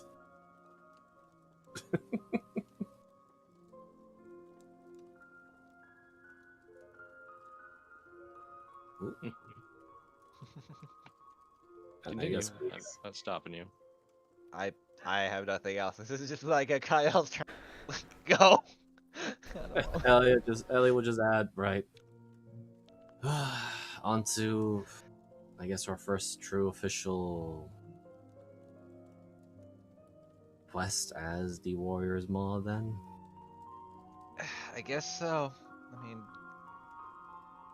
we're only going to meet a swamp hag. What's the worst that could really happen? Swamp Witch, apparently. Not a hag. Still gonna say hag by default, just because. Most likely, one of us is going to get turned into some sort of animal. Probably Oh you. darn! If she turns us inside out, well, what happens, happens. I The heard first- that that's what she did one time. She turned someone inside out, and then The brought them first back. is the island Oh, of maybe she'll teach me Cicero. that spell. Let's hope she doesn't. I believe, if I understood correctly from the witness, Senior, it was somewhere between a The knife right in her bare hands and yeah. Well, maybe she could teach Kyle the technique then.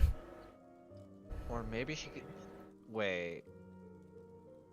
Never mind. We'll ask her. I'll ask her when I get there. I have a bad feeling. Needless to Think say, I if, since I owe you a lot, Senor. If you needed some help with your situation on the island, Cicero, I am there. Actually, quite good.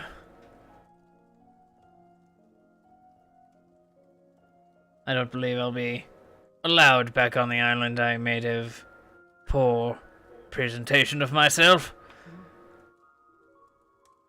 to one of the sisters. Yeah, we will see how it goes, Senor. Well, Perhaps I- hopefully she doesn't know exactly how that spell works. Perhaps I shall persuade her. We would all be most grateful for that. Well, as you guys draw near, about time. And that's where we're going to end the session.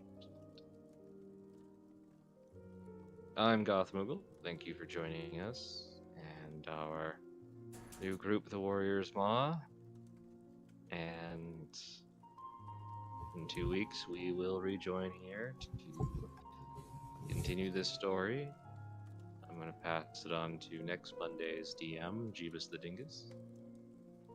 All right. Well, after this, these two beautiful, beautiful sessions that we've had of a lot of talking and getting some plot in and having a great time, on Monday, they're bashing their heads against dwarven walls, filled with drow and possessed goblinoids.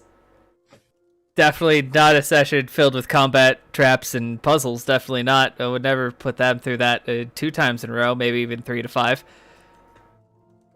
We're going to the pain gauntlet. Yeah.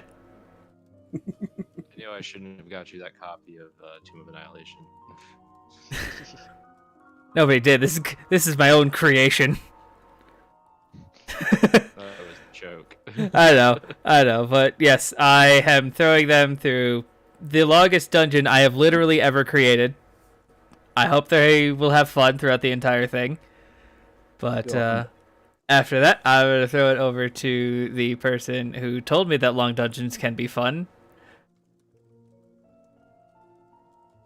Oh, myself? There he is. It's not me, because I can't make fucking. I'm here. Hello everyone. My name's Mark. I play Elliot, and I'm also the DM for Into the Wildlands, and did a lot of the proto sort of horrible dungeons that go very long with lots of traps and pain and all that stuff. Anyway, You can find my stuff on MiserMark2010 on both Twitch and YouTube. And you can also find my stuff that I'm collaborating with or part of in Jeeves the Dingus and Transpace Mariner on both YouTube and Twitch accounts respectively. Otherwise, I'll send it over to Mariner, who will be our DM for next week, Tuesday. Hello, I am Transpace Mariner. Apparently, the namer of all our parties. I don't know how that ended up fucking happening. Hey, you and I both collabed on this one. True. Yeah. But yeah, I'll DM Mariner on Twitter, Transpace Mariner on Twitch, and yeah, we'll be DMing next week to watch the party just go through the slums and just watch what happens. It'll be fun. After just having fun with a time tree and then making it just poof from existence. Hey, we set some shit on fire. True. And then I'm so pissed that I rolled so shit for the guards, but anyway, I'll throw it back to close this out. It makes more sense than you think. Oh, if that guard entered that home, he was about to get fucking blasted because Deli really needed to hurt somebody at that point. Fangs would have helped. Oh, you were dealing with the rogue. That is true. Well, the being inside the rogue, but anyway. All right. Well, thank you again for joining us. We will catch you next time for this. As I sit here thinking about all the second edition Gaxian mega dungeons I used to run when I was young, and thinking of long dungeons. Ooh, Anyway. memory. Ugh. Good night, everybody. Good Have a night. good night.